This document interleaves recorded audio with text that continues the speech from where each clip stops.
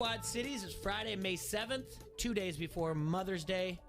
It's not a bad 60 degrees out there. Wind's not too terrible, and looks like just over the weekend we got maybe about 40% chance of rain, 60% on Mother's Day, but I'm sure that'll all blow away. We'll have a wonderful Mother's Day weekend.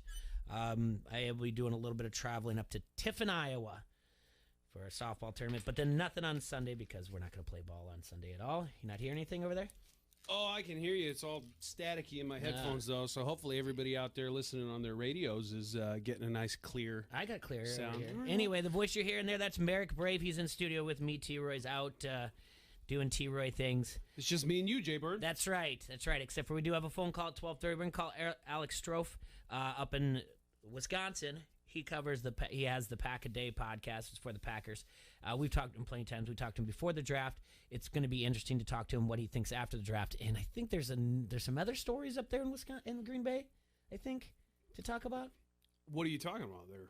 Well, I mean, it's just there's something. They have a quarterback problem up there in Green Bay. Oh, you mean something I called on the radio before it actually happened? That's right. We gotta cut that audio. You gotta send it to me. I will. I'm gonna put it on my resume. I'm gonna be sending this out to ESPN and Fox I will Sports go back 1 and look. I'm not gonna lie. I'll go back and do that. That should be one of our promos in here, and be like, and we have guests who make them because yes, we were. This was Friday. Thursday. It was Thursday. This was before. Yeah. This was before night one of the draft. It was Thursday. Yeah. Thursday afternoon, and I read a tweet from Tom Pelissero that said that the Niners had made an offer for Aaron Rodgers, and I started thinking about that, and I was like, well, that's interesting. I don't think that deal would get done, but what other team would make sense? So I started looking through the top 10 picks of the draft, and Denver was sitting there at pick 9, and I know they've been interested in upgrading their quarterback spot all offseason, and they missed out on a couple guys. And, you know, Denver has a history of bringing in future Hall of Fame quarterbacks from other teams, as they did with Peyton Manning. And I thought, you know what, that might make sense. You offer up pick 9, which they did not do ultimately. So, you know, can't give me too much credit there. I still ultimately feel like a deal will get done or should get done. If I was Green Bay, listen, like I know Packers fans get angry when you talk about this, but if they were to recoup 3 first-round picks, plus a wide receiver like Jerry Jeudy, KJ Hamler, Cortland Sutton, you have to do that deal. Aaron Rodgers turns 38 years old during this season. He is undoubtedly one of the best quarterbacks of all time, if not the most talented quarterback of all time. He's not the most accomplished quarterback of all time. Of course, that's Tom Brady, much to my dismay. But arguably the most talented quarterback in the history of the NFL. Nobody's taking that away from him. But how many years does he have left in which he can play at that level? 3 years? 4 years if you're really stretching it? Is he going to play to 42? Everyone likes to look at Tom Brady and say, well, Tom Brady's doing it. All these other guys can do it. Tom Brady is an anomaly. He's an outlier. Name me another quarterback at his age that has done what he's done. We could sit here all day. You can't name one. There isn't another one. So to say that Aaron Rodgers will be able to do that, now, if anyone can do it other than Brady, it would be Rodgers, but there's absolutely no guarantee that that's going to happen. So if you can get 3 first-round picks plus a receiver now to line up opposite Devontae Adams, you already drafted your future quarterback in Jordan Love, so you don't have to get another quarterback or acquire another quarterback. You don't have to. You can if you want. You can sign a free agent or maybe make a trade for a Garoppolo or somebody like that, a Gardner Minshew, if you will. Jay, your guy. I mean, I'm not you saying that. Yeah, I'm a fan. You can do that, but you don't have to because you have Jordan Love. So then you can use those 6 first-round draft picks that you will have over the next 3 seasons to fill out your roster, or if Jordan Love isn't the guy, you'll know pretty quick, and you can replace him in next year's draft. That's an insane haul for somebody who's about to be 38 years old. It is, but I think we are all in agreement he's someone that's worth it, and you put that to you when everyone's in a win now mode, and that puts you in position. It is a tough division, but it gets you I would say guarantees you a wild card. They got a tough defense and everything else. So I think another thing that goes under the radar a little bit is that not just any quarterback can play quarterback in Denver. It's a very cold weather city, altitude, whatnot. Obviously, Rodgers has shown that he can play well in cold weather over the years. He's played in Green Bay. It's not just that, but for years the Packers have won because, in spite of not giving him weapons, because what we have, and I'm not the first to coin this, but Aaron Rodgers in full FU mode. And what's going to get any better is when he finally gets out of Green Bay and he's going to go FU on the entire league. Oh, yeah, absolutely. And you know what? It's worth it for Denver. You give up the 3 first-round draft picks. You give yourself a shot at another Super Bowl championship. Mm-hmm. They did the same thing for Manning. I know that's a little bit different because he signed as a free agent. They didn't have to give up any draft picks for him. But you go all in on the aging quarterback, the veteran quarterback. You can draft a backup in second, third, fourth round over the next couple of years. Let him sit behind Rodgers. Don't draft him in the first round. We know how that turns out. We know how he feels about that. But it's a no-brainer decision, I think, on both sides. And I think it's a win-win for everybody. And that's the point I was trying to make when I called this before night 1 of the draft. So the thing about this is that we will we'll be able to talk about this with Alex coming up here in about 20 minutes or so. He's from Green Bay, you said? No, he's actually from Stevens Point, but he covers for them. Covers the team. Yeah, he works for ESPN up there. He's I'll be interested to get his vantage point there because for me, I know a lot of Packers fans. It's very split down the middle. Half of them understand the value in trading him now, and half of them don't want to let go. And I get it. I understand both sides. But for me, if I'm the GM, which I have been in Madden and in fantasy leagues for many, many years, it's better to let the guy go a year early than it is to let him go a year late. Absolutely. I mean, that's the Belichick thing, right? And he doesn't like you. He doesn't even like you anymore. What I just want him to do random weird things for the next 4 weeks. I just think if he just would drop something once in a while, he sells his house, or he buys property outside of Denver, or he scrubs his Instagram of everything Packer related. Just more things to just keep people going. Or he posts a picture of him next to like a horse, a bucking bronco, just any way for him to just keep fanning the flames, just to keep sticking it to him slowly. He's got the pettiness in him, Or he's on Jeopardy, and it's like his version of vague booking. When people you're not on Facebook when they're like. They're writing something. Someone writes comments like, "Is this about me?" And then if you have to write that, then it's about you. Yeah, it's about you. Yeah, exactly. If you think it's about you, it's about you. So we'll talk to Alex here in about 20 minutes. Other news that was yesterday that came out: Albert Pujols, DFA'd, released, however you want to look at it, by the Angels. I talked after the show with Tom Kakert, and he's just like, "Well, it's going to be interesting because I think he has a 10-year contract afterwards to be like a front office type of." I don't know, spokesman for the Angels. Just stay on the payroll. Yeah. So he's got a deal. So the question is, what's it going to happen to him? Now, he still wants to play. I thought I saw that yesterday, right? He still wants to play in the league? Huh? I saw, and again, I didn't go into, I didn't deep dive. He wants to play. I didn't read the article. He wants to play. Yeah. So who picks him up? CBS Sports has 5 spots for him to go. Yeah, that's. I'm glad you bring that up. He's got to stay in the AL. Let's see where that is. The White Sox are number 1. Yeah, they're known to do that. All right. And they need people right now, man. Nobody's been snake bit as much as the White Sox. We got a phone call. Hold tight. As a Packers fan, he's mad. Yeah. ESPN 1170 AM. Don't hassle for local. Who we got? It's Ezra. Yo, bud. Hey. I was just listening to Merrick talk about Pujols wanting to keep playing. Yeah. He's spot on. The Angels asked him to retire to go into that 10-year service contract where they're going to pay him $1 million a year to represent the team, kind of be the face of the franchise.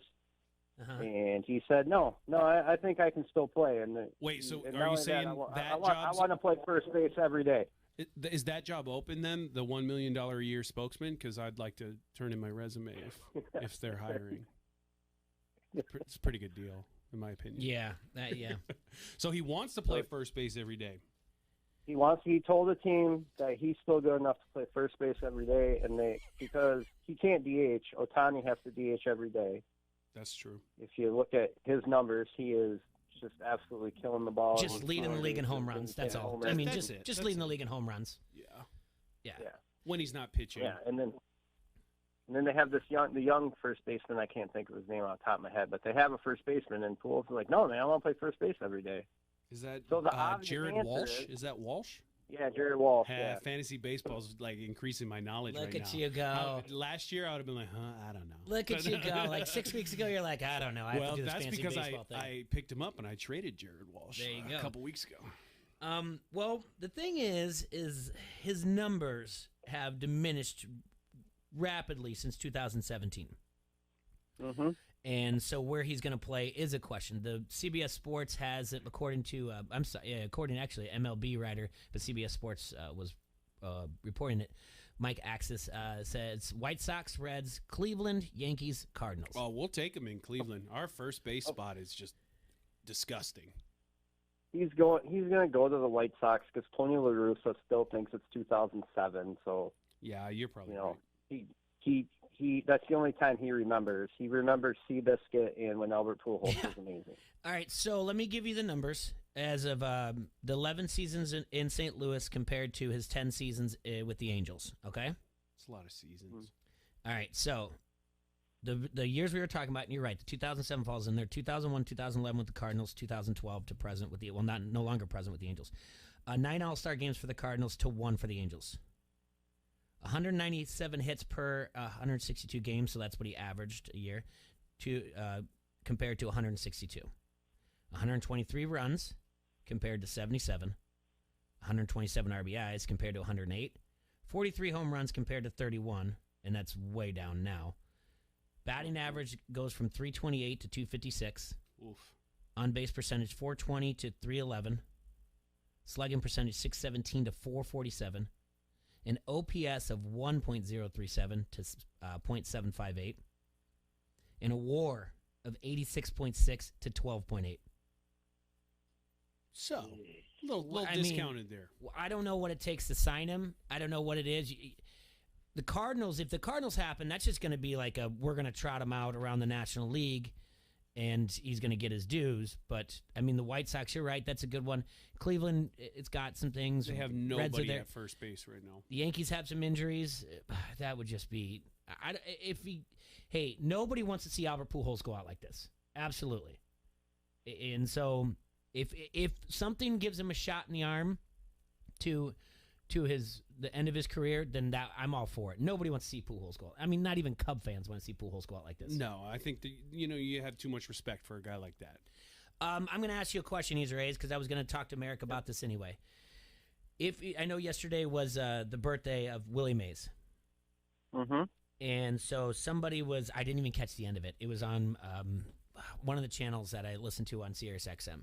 And he gave his Mount Rushmore, but I never heard his fourth. So I'm going to ask you what the fourth is. And let's just see if you agree with the 3 that he put on before that, okay? Babe Ruth, okay. Willie Mays, Hank Aaron. I got my 4th. So, yeah, all right. Merrick, what's your 4th? I know he gets a bad rap from people from today's generation, but I'm going to give it to Ted Williams. Okay. Are we just talking hitters?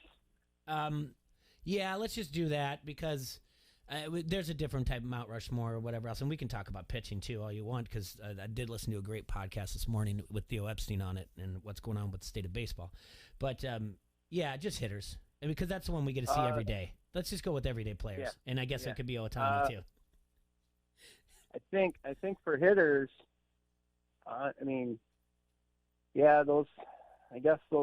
those 3. It's hard. Yeah, I'm so much younger. Like I never saw any of them play, but to me, Mays is always going to be the best. Mm-hmm.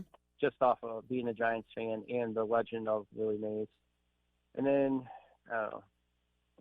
You catch me. I watched 61 this weekend, so Mantle's really in my head right now. Yeah, Mantle, DiMaggio. Oh man, but Barry Bonds changed. He just made the game. He was just such a different hitter. Yeah, they had. That's a really good one, though. It's a great one, and they definitely had to increase the size of the helmet so they could fit his forehead in there. And I don't know what the fourth is. That's the problem. It's really Ted Williams is up there. Barry Bonds can definitely be argued, and that leads. Pete Rose. That just Pete Rose was in my head as well, and that just leads to so many debates about the ball juiced or whatever they're juiced up or whatever else. This is like one of my favorite wrestling conversations that you can have. If Shawn Michaels and Ric Flair are generally regarded as number 1 and number 2 for in-ring performers of all time, who do you place at number 3? Because there's probably 50 guys you could put there. Mm-hmm. And you can make arguments for a bunch of people. I think this is a very similar argument. The fourth spot is the good one. I think the top two are inarguable. I think anybody who leaves Babe Ruth off of their Mount Rushmore is just trying to be a smart person. Yeah. Trying to outsmart the room. And anybody who tries to leave Willie Mays off, same thing. Absolutely. But yeah, Pujols. You can put Pujols on there. He's got more homers than Willie, and yeah. You know what Pujols does is the all-time leader in though, right? I saw this yesterday. It made me laugh. He is a career leader in one stat category in MLB history. One stat category in MLB history. Yep. The career leader. Yep. Okay. Career leader in one stat history. What's that? Grounded into double plays. Really? Yep. Yeah, 403. He's out. He's out on my list. He doesn't leg it out. That is literally the most frustrating play. He doesn't leg it out. I'm not taking him. I need hustle all the way through that bag. Come on. That's not good for the kids. Yeah. That's not good for the kids to watch it all. When it's all said and done, Easter eggs, is Trout going to be on there? The only thing that's going to hold Trout down, I'm a huge Trout guy, is he's not going to have the memories, man. He's just not. There's no memories. There's no catch. There's no the catch. There's no. You kind of got to get to the postseason too, lore. don't you? Yeah, exactly. There's no lore. There's no Babe Ruth pointing at the fence. When you grew up, everyone knew to call your shot, and Major League only added on to it, with Jake pointing at the fence. But when I was a kid, when the Babe calling the shot, and the Sandlot helped too. Yes, absolutely. Or the story of Babe, and then Willie has the catch. They were showing that was making the rounds on Twitter yesterday. And Hank Aaron's got the guys greeting him at third base. Yeah, Hank Aaron's got the two white guys running at him with death threats. Yeah, being mailed to him all the time. What the hell is running through his mind at the time? He says he doesn't be blacked out. That's all. Yeah, and Barry Bonds has Sid Bream running on his noodle arm. Yeah. If you look up the 2002 postseason, Barry Bonds hit some just amazing home runs. But none of them are memorable. I like Ted Williams. I like Pete Rose. I like Mickey Mantle. I like all of it. But I think I could be. And the unfortunate thing is, I think almost too much the Barry Bonds argument would be, like what you just said, Easter eggs, you're kind of referring to, like, just to be a smartass. Like, if this was a true, like, happy hour thing, it would be to provoke the older white guys at the happy hour. Oh, for sure. Just to have them just go crazy on steroids and be like, but did you watch him hit? I think it's unfortunate that we can't put Ken Griffey Jr. on there because he absolutely would have been if he stayed healthy. He absolutely would have been. If you ever have time, look up the 1998 MVP page on like Baseball Ref. Okay.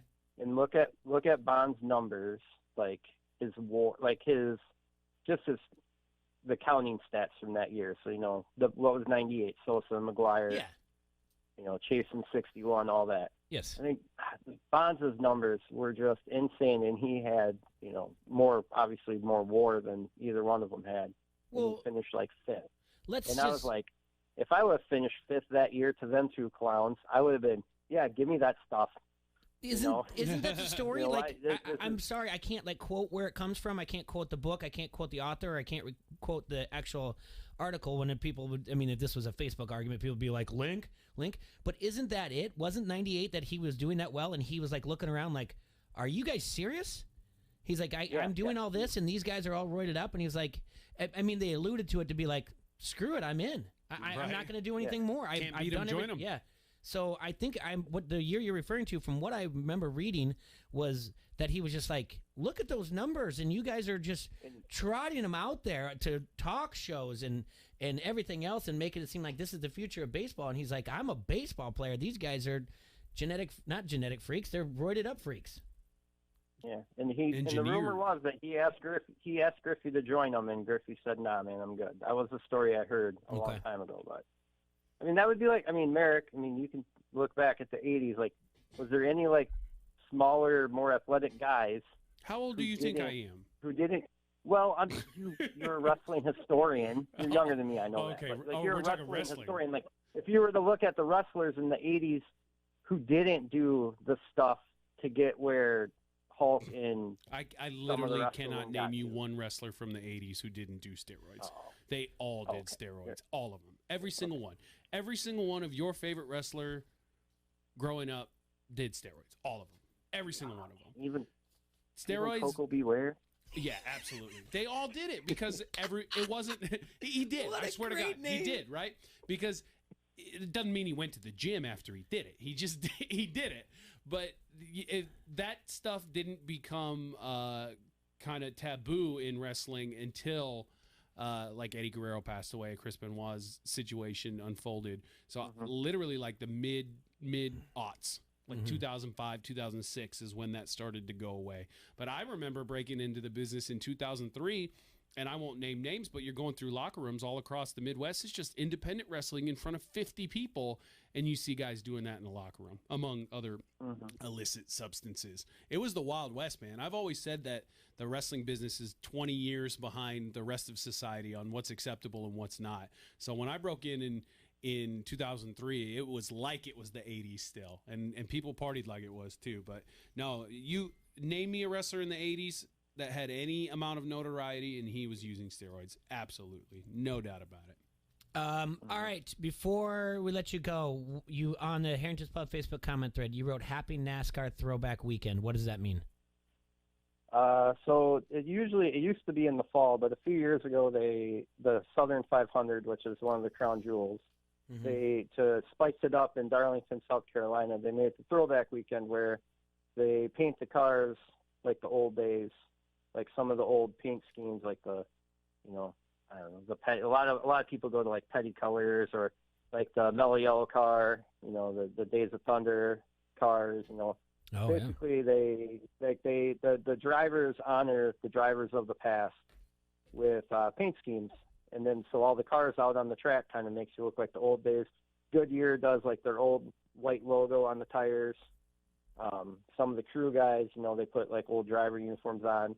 This will be the first year Fox gets to broadcast it, but in the past NBC has brought like Ken Squire and Ned Jarrett up to the booth and had them call the race for an hour. Just kind of get the old 80s, 90s Dale Earnhardt feel to the racing. So yeah, that's what it is. Like, it's just basically NASCAR salutes the past. Everybody's in basically throwback uniforms for the weekend. There's a couple of Chase Elliott's going to drive a Alan Kulwicki Hooters car. Okay. Is it for NASCAR fans? Is it just like an eye orgasm to look at this stuff? Yeah, pretty much. It's yeah, like tonight on SmackDown, Throwback Night. Really? Yep. Yeah, they're going to bring back the fist. Make a big deal because it's on Fox. Now I get it. It's Throwback Weekend for everything on Fox, apparently. They're ushering into NASCAR starting with wrestling tonight. Everything revolves around wrestling, by the way, Merrick. Wrestling's taking over the world. I wasn't projecting this when I was 17 years old becoming a pro wrestler, but I ain't mad about it. Well, I'll put it on in the background and take a look at it then. Yeah, but they make a big deal with like on Twitter when they release a scheme, like it's a huge thing, and like sometimes like they even go deep, like Alex Bowman, he drives the 48, which is Jimmy Johnson's little car, but his crew chief drove late models up in the Upper Peninsula in Michigan. Like that's where he grew up. So they painted that team surprised him by painting the 48 car like his car when he was 18 years old racing in Michigan and northern Wisconsin. Right on. All right. It's just like they do all this stuff to honor. It's just like it's honoring the past. That's cool. Like I said, I'll throw it on and take a look at it. We got to go to break, though, Easy Rays. Thanks for calling in. I appreciate it, man. Yep. Thanks for having me on. Yep, buddy. Talk to you soon. Bye.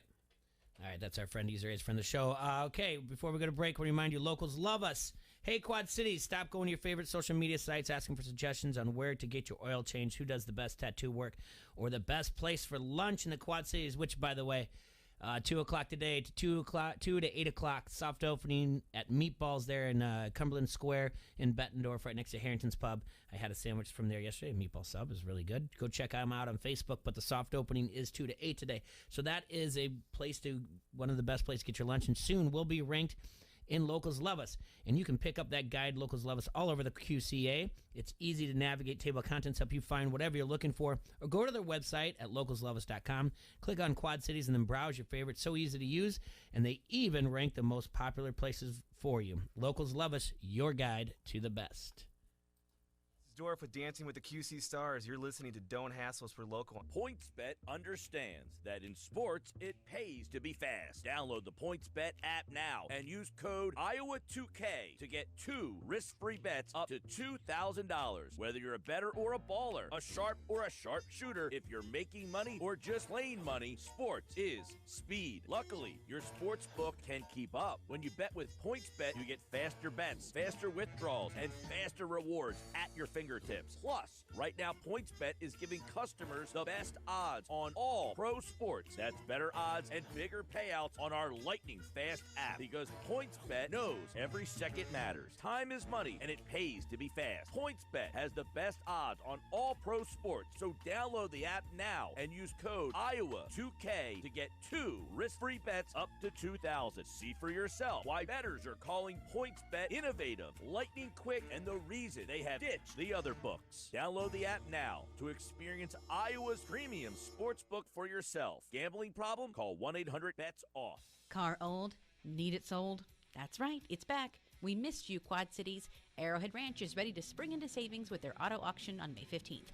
Or donate your car, truck, or SUV. And if you live within 40 miles of Coal Valley, they'll even pick it up, even if it doesn't run. All donations are tax deductible. Call 309-799-7044 or visit arrowheadyouth.org for registration details.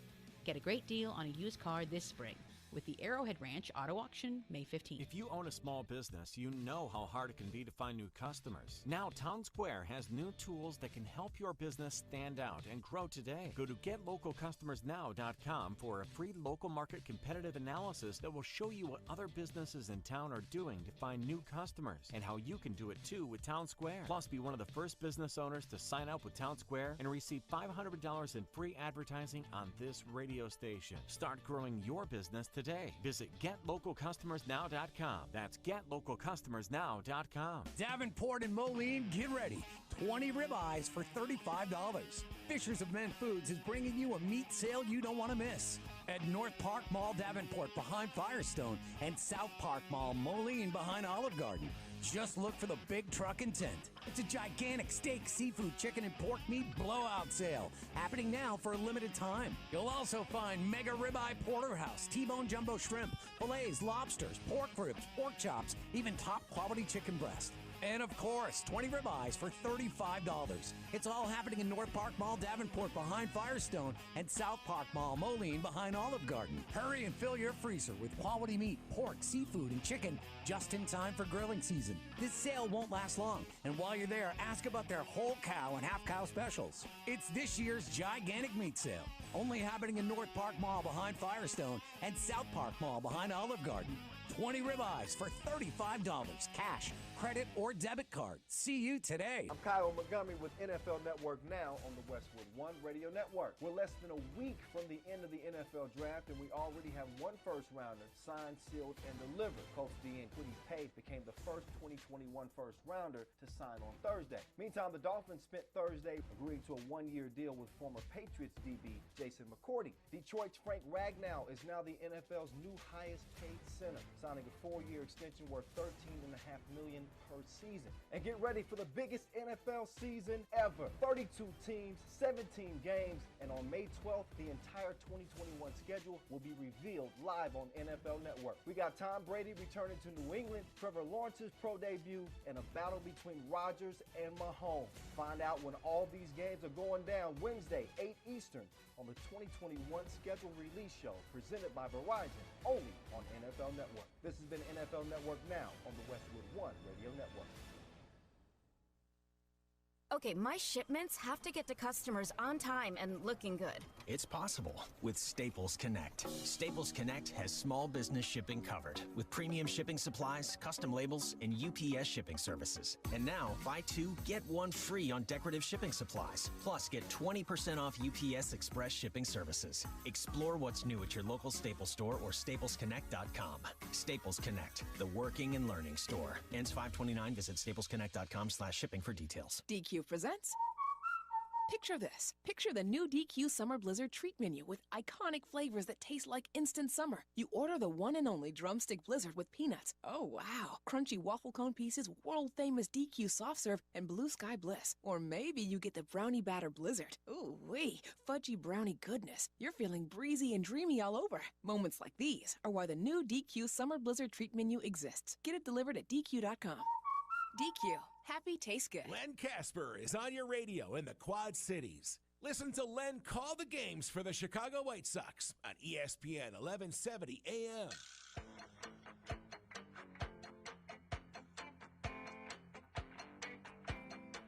Welcome back to Don't Hassle Us, We're Local. I want to thank Easer A's for calling in. We're going to go back to our opening discussion, and we're going to talk a little bit more about the Green Bay Packers and Aaron Rodgers situation. We're going to call Alex Strofe. This story's not going away. Yeah, we're going to call Alex Strofe up in Wisconsin. He's the host of the Pack of the Day podcast. So, buckle in, cheeseheads. Yeah. This is going to be a long ride for y'all. Yeah, I mean, he's a Wisconsin dude through and through, so we're going to figure out right away which side he's on this. Interested. If he doesn't answer, we're going to leave him a voicemail? Hey. Hey, Alex, how's it going? I'm fantastic, Jay. How are you, buddy? I'm doing well. T-Roy's off today. I got American Studio with us, so I think this is the first time you guys have been on the air together. Yeah, no, I don't think we've met. Yeah. Well, good to meet you. Happy to be here, boys. Well, I know last week before the draft, everything was getting a little busy. We talked briefly about it, about what was going on, what the Packers are going to do. So we get to discuss what your post-draft thoughts are about the Packers. And then this thing happened on Thursday. I don't know. It depends on who's telling the story, if it's Schefter, because, I mean, he's kind of back and forth here. Thursday, when this whole thing came out, he said that sources tell him that Rodgers won trade. And then yesterday on the Dan Patrick Show, he said, well, this is an accumulation. So, and people are trying to burn him on it. I'm not here to burn Schefter or anything like that. So I think that's the bigger story right now, Alex. What's going on up there in Green Bay with Aaron Rodgers and the Packers? Your guess is as good as mine. I mean, seriously, do we actually have an answer for this? It has been a wacky week. There's the new headlines evolving every day with Aaron Rodgers. There's false trade offers coming out. Look, let me start here, I guess. Sure. Because I have so many thoughts in this stratosphere, if you will. So, Rodgers is upset. I think there is complete validity to that.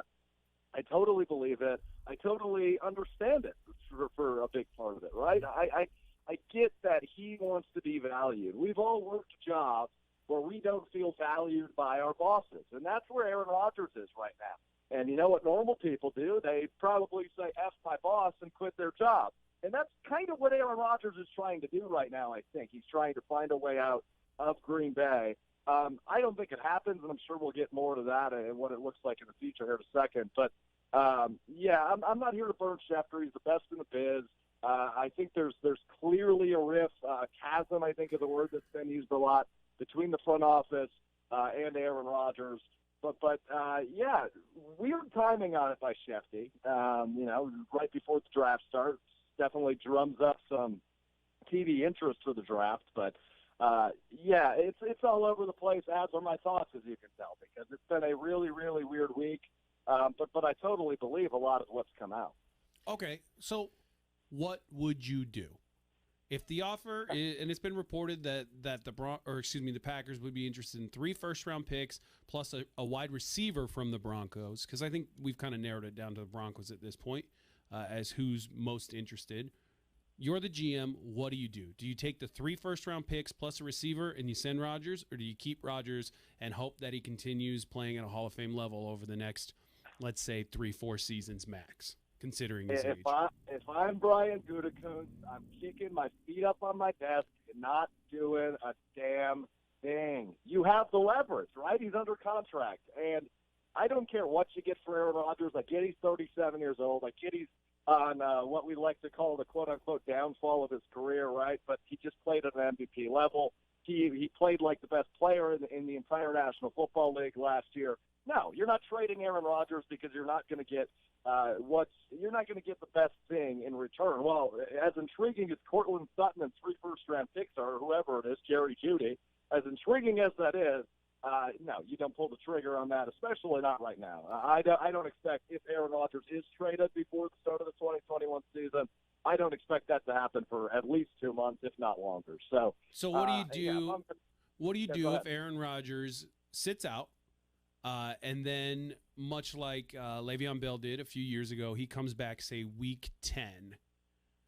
Packers are 1-9 or 2-8 in that scenario. And then Rodgers comes in. Wouldn't it be the ultimate FU to Green Bay and their decision makers if Rodgers comes in after the team starts 1-9, 2-8, and then wins 7 games over the last 10 and puts them right in the middle of the pack, not good enough to get to the playoffs, not bad enough to draft his replacement? Isn't that the ultimate middle finger to everyone in Green Bay? And doesn't that sound like something Aaron Rodgers would do? Yeah, it does. I mean, he's petty, and we've learned that through the years of covering Aaron Rodgers, right? I mean, he's a petty guy. He keeps the tabs, and especially we learned it a lot this year through his weekly appearances with Pat McAfee. You know the guy's petty and he keeps tabs, but I don't know. I'm not super interested in hypotheticals because Aaron Rodgers doesn't hit me as a guy that'll sit out. I know some of the reports have said he will, but again, there's still so much time for a solution to be created that I'm not super interested in diving into the possibilities of, Aaron Rodgers saying, okay, yeah, I'm back in November. So, I understand it. It does seem like an Aaron Rodgers thing to do, but I don't have a huge interest in the hypotheticals just quite yet. Once we get to camp and he's not there, then we can start talking all the hypotheticals in the world, because that's when, obviously, we're to a point where it might not be fixable, or Aaron Rodgers clearly isn't going to budge. But like I said, there's still so much time to create a solution that I'm not looking that far ahead. Well, hasn't he already given you the solution? All you have to do is sign Jake Kumerow. That's what he was mad at, right? According to everyone, he just wants Jake Kumerow back. That's it. Isn't that the most hilarious angle of this entire freaking story? Aaron Rodgers is really upset because they cut wide receiver 6 2 days after he plays them. Well, Jake Kumerow was fun, right? He was a D3 college guy from Wisconsin. So he was a fun story, but it's not like he was changing Aaron Rodgers' production. He was not making – he had 6 starts in 2 years and 2 touchdowns, 1 touchdown in each of the seasons he was in Green Bay. It's not like this guy – Do you think he was like mowing Rodgers' lawn or something? Like he was coming over and like trimming the hedges or something, and now Rodgers like, darn it, it's hard to find good help here in Green Bay. Groceries, right? He must have been picking up his groceries or something for him. I don't know what it is. That's hilarious. That's really good. All right, so let's go back to the draft. Sure. How'd you feel about the Packers and their draft, their weekend? I feel a hell of a lot better than I did in 2020. I'll tell you that much, right? And I've said it before. I liked the Jordan Love pick in 2020. I didn't like anything else they did for the most part on last year's draft. However, in this year's draft, it was all about addressing depth and addressing positional needs. So it was really good overall.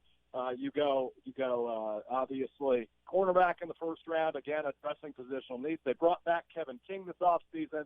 The Packers fan base not super thrilled about that given the production and the injury history with Kevin King. But he's back, and now they draft likely his replacement, hopefully within year one, in Eric Stokes out of Georgia. So that was a really nice pick. Round 2, again, they address positional needs. Corey Linsley leaves this offseason. That leaves the center position wide open. And they literally go with the guy that wore the same jersey number at the same university as Corey Linsley and Josh Myers out of Ohio State. So round 2, really good pick. And then the sexiest pick probably of the entire draft for Green Bay came in round 3 with Amari Rodgers, the receiver. Love that pick. Yeah, me too. I'm a huge fan of it, a real slot guy, and a guy that, his comparison is Randall Cobb. Yeah. How fitting is that? Mm-hmm.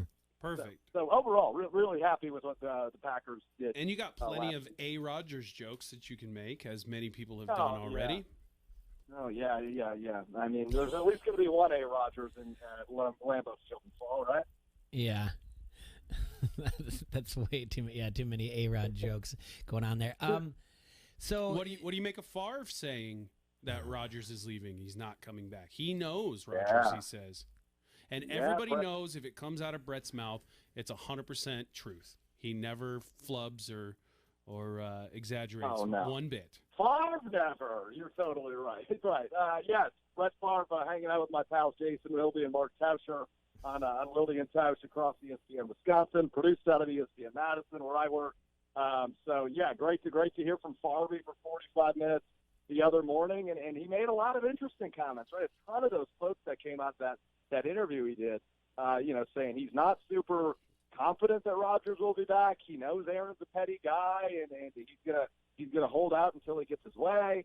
We're pretty sure it's not about money. And there was a report yesterday that Packers made Rodgers an offer to become the highest paid quarterback in the league. He denied it. So I mean, there's all sorts of stuff coming out of this. And Favre, of course, Favre loves the limelight. So when there's something going on in Green Bay, he's gonna make sure he gets his say in, and he certainly did that the other morning across ESPN Wisconsin. So it was certainly fun. It was certainly Favre-esque, man. What else do you expect out of number 4? Just another opportunity to sell more Wranglers. Yeah, exactly. He's not a role model. He's a team model. That's 100% correct. All right, Alex, let's switch a little bit here. Milwaukee Bucks have currently won 4 straight. They're sitting at 42-24. They're 3 games back of Philadelphia as the number 1 seed in the East standings. Obviously, we talked a little bit about LeBron not liking the play-in game, but if they can get to the 1 or 2, then they are going to host whoever wins the play-in. They'll have the basically the play-in of the 8 and 10 or the 7 and 10, and then the 8 and 9. What do you like so far? What you seen out of this 4-game winning streak of the Bucks?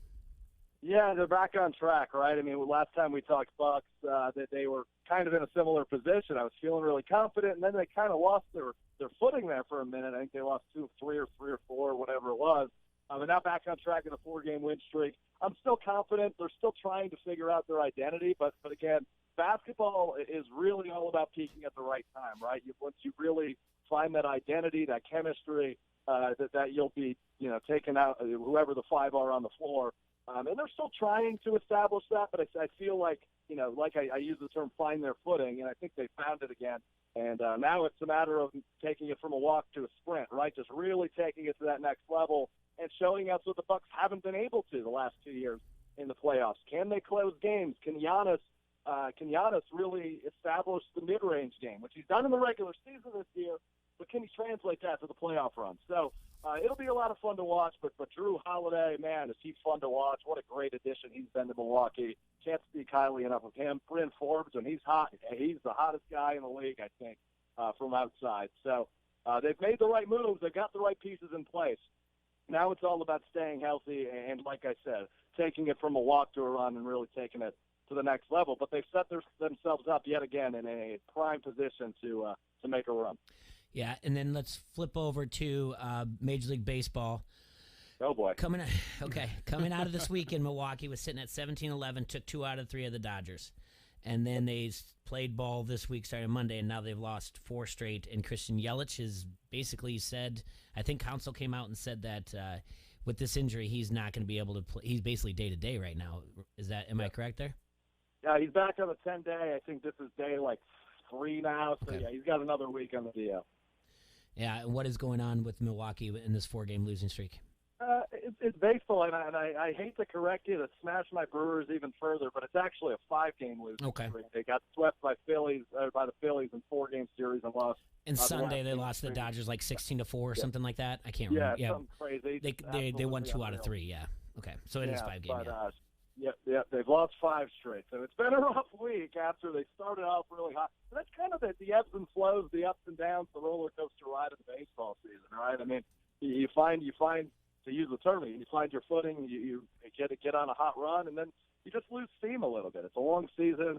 And I'm not terribly worried yet. Obviously, the injury concerns, like what you mentioned, obviously Christian Yelich, as well as Lorenzo Cain, still a little beat up. So they've got to figure that out. But it's still early. They're still in decent position, still in second place in the NL Central. The rotation still looks really solid. And yesterday, a really solid game from Brandon Woodruff in a losing effort. He went 6 2/3, 11 strikeouts. I think he only allowed 2 hits and 1 run. So it's not like it was an awful performance from Woody. It just didn't. It wasn't enough. And so, they've still got solid arms. They're still establishing, their presence as one of the top teams in the National League. But right now, they've fallen into a pattern of losing. But hopefully, they can pick it back up today against the Marlins. All right, Alex, you got any big plans for the weekend? Nothing too exciting. No, I'll have some beers. I'm going to golf my first 18 here in a little bit, a couple hours. So looking that's forward exciting. to that. Yeah. I haven't gotten out yet, so excited to golf for the first time this season. But that's really just about it. Should be a relaxing one. No draft to watch this weekend, so I'll just take it easy. It's going to be an easy week. You said maybe have a few beers. Any breweries up there that we should be looking out for? Oh, well, I'm biased because I live in Stevens Point. I love the Point Brewery, as we've talked about before. Central Waters in the area I'm a big fan of. But my favorite, probably in the state, and the most famous, of course, out of the state, is New Glarus. So I'll probably pick up some Spotted Cows at some point. All right. Yeah, I thought that was going to be mentioned. It just seems like anytime someone from this area heads up to Wisconsin, someone's always saying, hey, can you bring back a case of Spotted Cow? So. You have to. Yeah, that's what I did. Bootlegging at its finest. Alex, I want to thank you so much for the phone call and talking to us. I'm sure you're sick of talking about Aaron Rodgers, but hey, if your prediction is right and this goes on for 2 more months, guess what? We're going to talk about it some more. But it's man, we could talk about it for the next 8 weeks at minimum. I'm sure I won't get too sick then. Alex, as soon as he sells his house up there in Green Bay, we're giving you a call though, because that's going to be all right. Deal. All right, Alex, you enjoy your weekend. Hit him straight, hit a hole in one, champ. Got it, buddy. Take care. Yep, take care. All right, that's Alex Strofe up there in Stevens Point. Like you said, you can follow him on Twitter. And he worked for ESPN up there. He said he was basically producing the show, that call that Brett Favre that you referenced to and everything. So, yeah, he produced that one up there in ESPN. He's a good dude, always helpful to, answer when I text out to him or tweet him, just say, like, hey, you've got some free time to talk about it. And obviously this is the one thing that's the biggest of all. I was shocked when he said this is going to play out for a couple months. Yeah. I don't know if that's the right call. Like, you would think his trade value is at its highest now, early in the offseason. That's what, he said, put your feet up and do nothing. Right. I can say right now, but he can do that. The GM, I would say he could do that for the next 3 or 4 weeks. But after that June 2nd, the closer you get to it, and if he doesn't report, then all of a sudden it's like, well, he's not playing for you. What do you want? Do you want him to sit out, or you want nothing? I think you're losing leverage at that point. Yeah, I think the whole if he doesn't show up thing, that's when basically it's going to hit the fan. So I thought that was a rather interesting point. But, it's again, I think this next 4 weeks is going to be fun. And I hope he does like real petty and cryptic things that we just get a. My favorite thing is talking to Bears fans like yourself and my business partner. And they're just so excited about all of this Aaron Rodgers news. You got your new quarterback, you got the best quarterback in the division, maybe on the way out.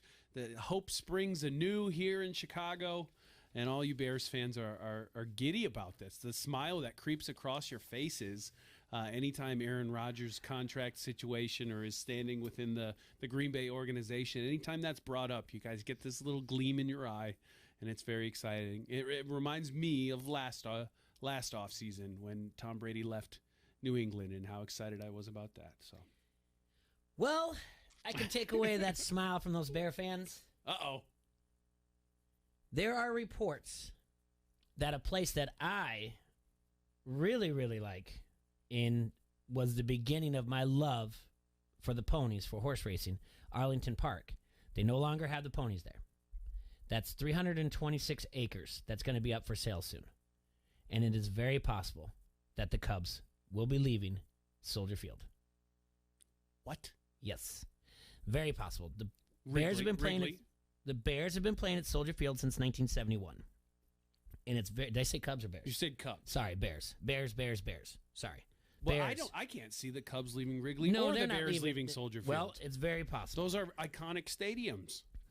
During an interview last week, Arlington Heights Mayor Tom Hayes revealed the Bears were seriously considering a move to the site.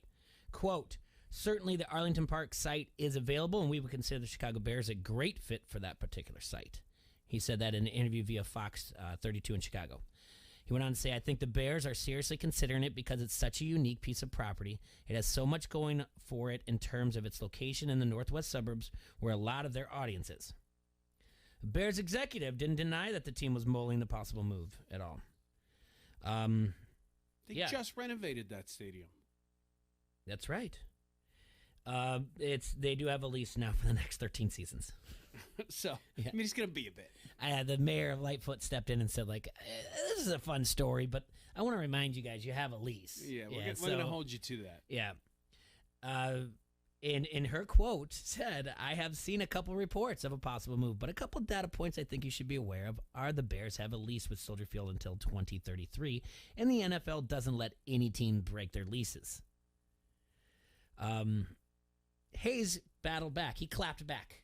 Oh, yeah. Oh, yeah. He said, I like it. Beef. I know there's contracts involved in lease agreements, but a good attorney will tell you you can always get out of those. Oh, yeah. There might be a significant price involved, but I would think if they wanted to make it happen, they could make it happen. Salty. Ooh.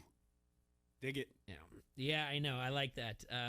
Can we get them to do one of these celebrity boxing matches that, like, Mayweather and whichever Paul brother it is? Did you see the one from yesterday? Was that the... It was at the Dolphin Stadium. Was that the Paul Mayweather thing? Yeah. Didn't he take his hat or something? He took his hat and said, got your hat. And like That's what terrible. the hell is happening? That's awful. So good, though. Like, how just childish is that? All right. We're going to have to take a break here. When we come back, we're going to continue conversation. Me and Merrick talking about sports. At 1:30, we're expecting Kyle Kercheval to come in from the Quad City River Bandits. We start the season next Tuesday with them. They do their home opener at Modern Woodman Park. They actually have played 3 games so far. They lost the first 2. They won last night. So they got their first win of the victory of the season. The score was 9-8. And the Quad City River Bandits just had 4 base hits on 10 walks, but they still won 9-8. They put up 6, I believe, in the 3rd inning and kind of held on to the victory from there. So River Bandits get the W. They're in the left-hand column now, and they'll be starting next year. That's why we're going to bring Kyle in to talk about the River Bandits a little bit. But we'll be right back. ESPN 1170 AM. Don't hassle us. We're local. This is Ella Schmidt, the 106-pounder for Bettendorf, and you are listening to Don't Hassle Us, We're Local. Hey, do you have time to go to Vegas with me? Time? Yes. Extra money to pay for the flights? No. No, not Vegas. I'm talking about Vegas, right here in the Quad Cities. I've never heard about Vegas. Tell me more. Oh, they're safe and secure gaming cafes with 6 locations. What kind of games do they have there? And they've got beer, right? They have the latest games provided by Gem, and yes, beer. Sounds like I'm going to save on flights, have fun, and win big. To find out more about their locations and hours they're open, visit VegasGamingCafeIL.com. If you own a small business, you know how hard it can be to find new customers. Now, Town Square has new tools that can help your business stand out and grow today. Go to GetLocalCustomersNow.com for a free local market competitive analysis that will show you what other businesses in town are doing to find new customers and how you can do it too with Town Square. Plus, be one of the first business owners to sign up with Town Square and receive $500 in free advertising on this radio station. Start growing your business today. Visit GetLocalCustomersNow.com. GetLocalCustomersNow.com. Run with us on a John Deere Z365 RZ track mower, built for taking it easy. We're talking lemonade on a lazy afternoon easy. That's why we added the Easy Change 30-second oil change system to make the job nice and simple. And with the convenience of standard mulch control, you'll control your clippings without any extra effort. So you can get back to the good stuff, because lawns aren't just for mowing, they're for living. Nothing runs like a Deere. Search John Deere Z300 for more. Sorry to interrupt your jams, murder mystery podcasts, or motivational beach noises, but we got something else you might like to hear. It's called cash. That's the sound of an extra $250 after your first 10 deliveries with Uber Eats. That's right, an extra $250 on top of all the other cash you'll make during those first 10 deliveries. If that sounds good, visit t.uber.com/extra250. Uber Eats, deliver with us. Limited time offer, terms apply. See t.uber.com/extra250 for more details. Highland Toyota, the ultimate car, truck, and SUV buying experience. Buy with confidence and choose from hundreds of new Toyotas, including hybrids, 4x4s, and all-wheel drive vehicles. Plus, see our tremendous pre-owned selection for every budget. Enjoy deep, deep discounts, big factory incentives, and great financing rates. No payments for 90 days on all certified Toyotas. And with your good credit, buy with no money down. See our lowest prices posted. Sell us your vehicle and we'll pay top dollar cash. Highland Toyota helps good people with bad credit. Need to rent a car? We rent Toyotas with low daily rates. Highland Toyota will deliver to your home or work. Ready for service? Keep your Toyota in top condition at Highland Toyota's friendly service department with numerous service bays and highly trained certified service professionals, plus a huge parts inventory. People throughout the Quad Cities have trusted Highland Toyota for over half a century on John Deere Road and 53rd Street, Moline, or highlandtoyota.com. Janae and Golick Jr. Milwaukee built this up the right way. They built it around the superstar and built it as well as you could have, but this is starting to look more and more, should they fall short this year, like Milwaukee becoming a fancy, high-powered version of the Toronto Raptors before Kawhi got there. Meaning you can be the number one seed in the Eastern Conference during the regular season, and you're going to hit an understandable ceiling. Like, they ran into that LeBron James ceiling for years, and for Milwaukee, Giannis may have chosen a bad time to put up in the Eastern Conference and say, I'm going to make my home here, when all of a sudden James Harden and these guys came and decided to make Brooklyn their home. People want to win now, and at some point, the criticism is going to come to Giannis, unfortunately, because he's been that successful so early. And so, like, well, when are you going to win? Hopefully it's this year, because then it'll quiet all those critics. But I don't know about that with Brooklyn out there and Joel Embiid out there. I don't know about that, though. Janae and Golick Jr., 3 to 6 on the Quad City Sports Leader, ESPN 1170. This is Greeny with Mike Greenberg. Jerry really screwed this up. He screwed this up. Impulsive billionaires with a penchant for star power. Zeke Elliott and Cabo was the undoing. 2 years ago, Zeke Elliott held out. He withheld his services. And you know how that worked out? He now has a contract that is an albatross, and it is one of the reasons that they were not able to get this deal with Dak Prescott done until a time when Dak had more leverage than any player has ever had in NFL history. And Jerry got that completely wrong because he becomes enamored with star power. And so that's the way it goes. Now, look, do the Cowboys lose their ability to compete because of this? No, of course not. They got the number down this year. Jerry thinks they're a championship team. He may be the only one who thinks that, but he does. Greeny, 9 till 11 on ESPN 1170. When you're working from home, just tell Alexa to play us. It will be a much better conversation than you normally have with those coworkers. This is the Quad City Sports Leader, ESPN 1170 AM.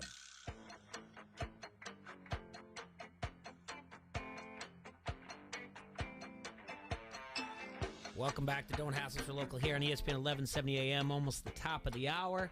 Our second hour, it's Friday, May 7th, 2021. I want to remind everybody, happy Mother's Day to everybody out there listening. And, Merrick, it is the last, it's not, I don't know, week, but I guess the last work week day of Teacher Appreciation Week. Yeah, you were a teacher. I was a teacher, that's right. You taught my business partner in high school. I did. You were a teacher at his school. At his school, yeah. I never had him actually in class. And I was finishing up a teaching degree at St. Ambrose University before we opened the Black and Brave Wrestling Academy. Oh. So, yeah.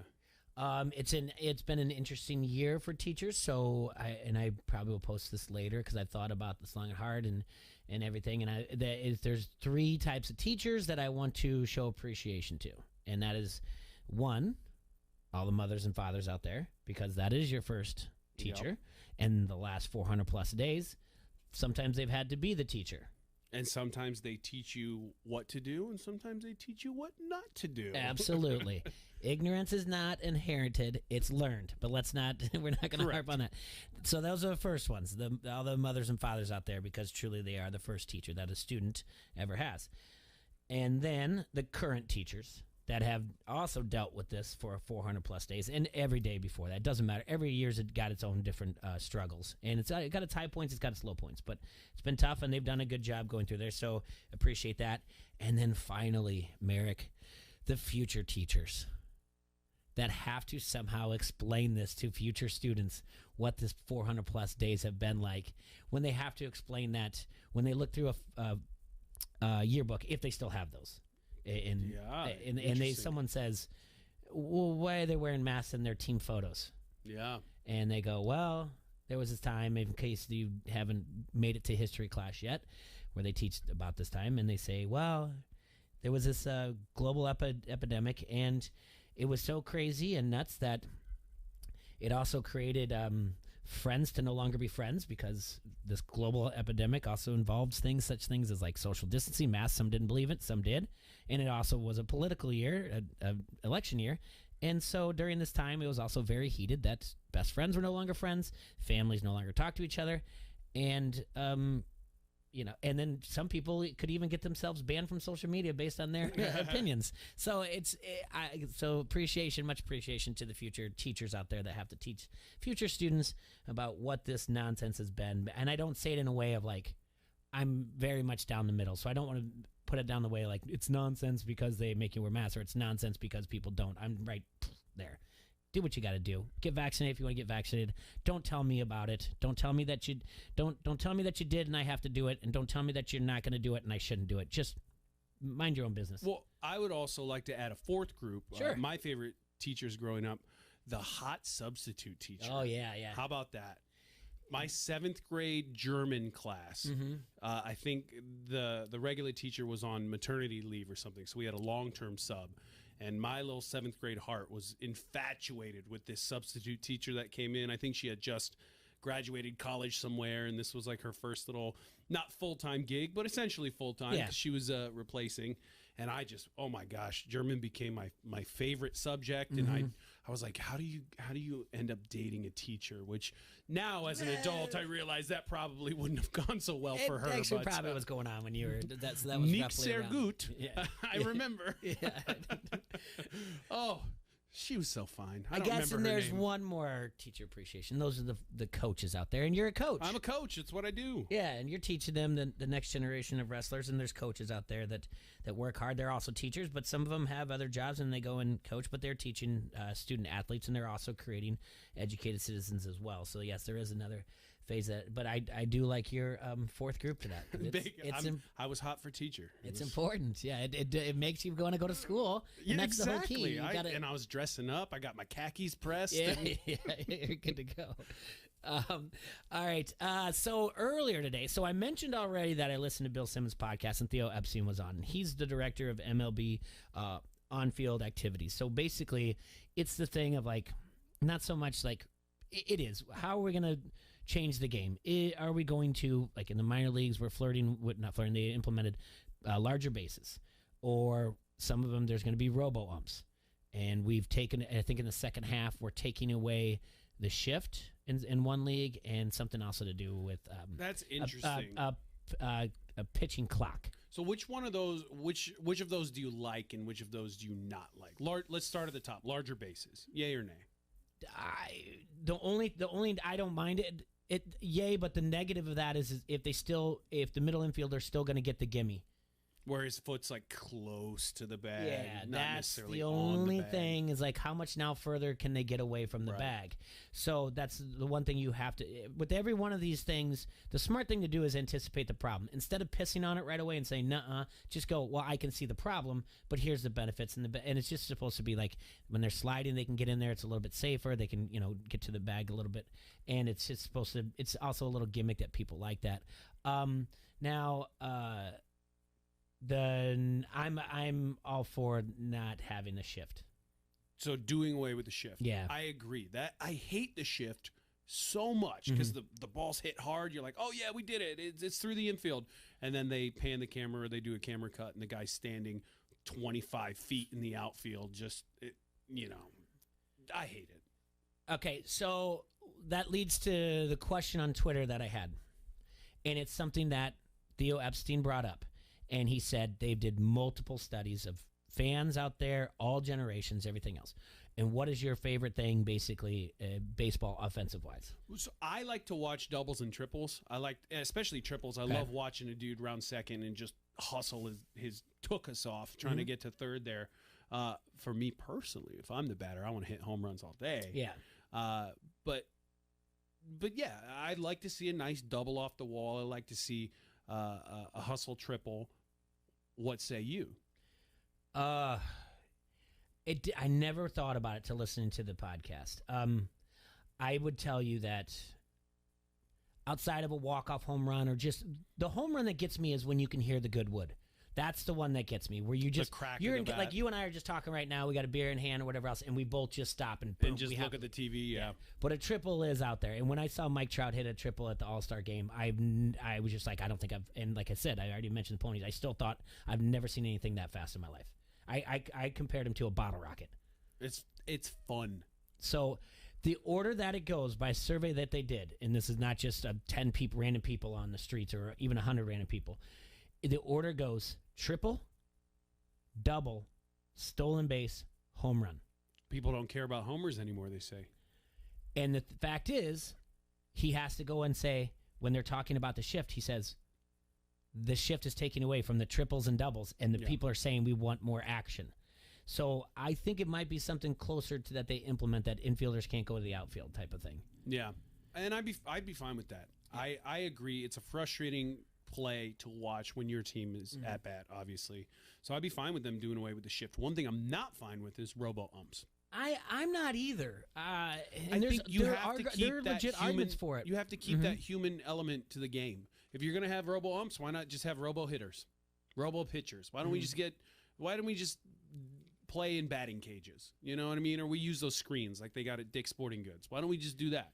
So if you guys if you listen, wherever you listen to podcasts, go to Bill Simmons and listen to Theo Epstein. It's actually not until like the 31 minute that he comes in.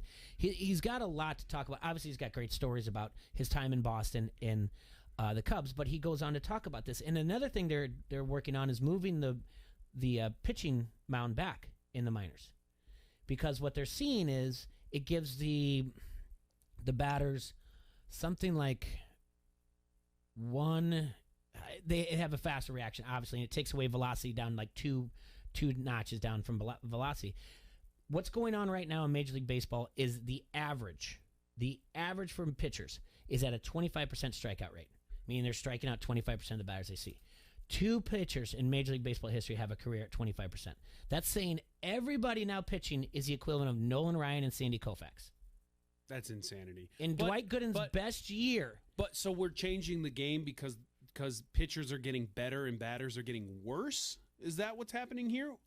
Isn't it the pitcher's job to throw the ball and the batter's job to hit the ball? Mm-hmm. Are batters trying to hit too many home runs? Is that the thing? They're just swinging for the fences. Nobody wants to make contact anymore. Nobody's fine with a bloop single or hitting a double against a shift. It's incredible the amount of things that he was just dropping and talking about when you're during this podcast, and the things he was talking about, the pitchers, and when they first moved the rubber back, when they started doing different spins with the ball, because at first it would just throw the ball, they'd hit it, and whoever had the best hitter or best pitcher, fast pitcher. But when they moved it back, he quoted a writer that said, like, it's a game of 9 versus 9. It's not a game versus one man versus another, meaning pitcher versus batter.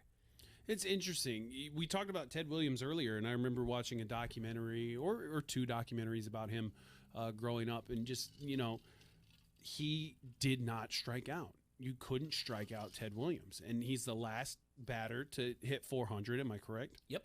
Yeah, and how many years ago was that? Mm-hmm. But he did it, and you couldn't strike him out because he wasn't swinging for the fences every time. He could hit the ball where he wanted to hit the ball, and I feel like that's an important part of the game, and I think that's getting lost with today's batters because they all want the exit velo and they want the launch angle and all that. Just if there's a spot of grass on the field, just hit the ball there.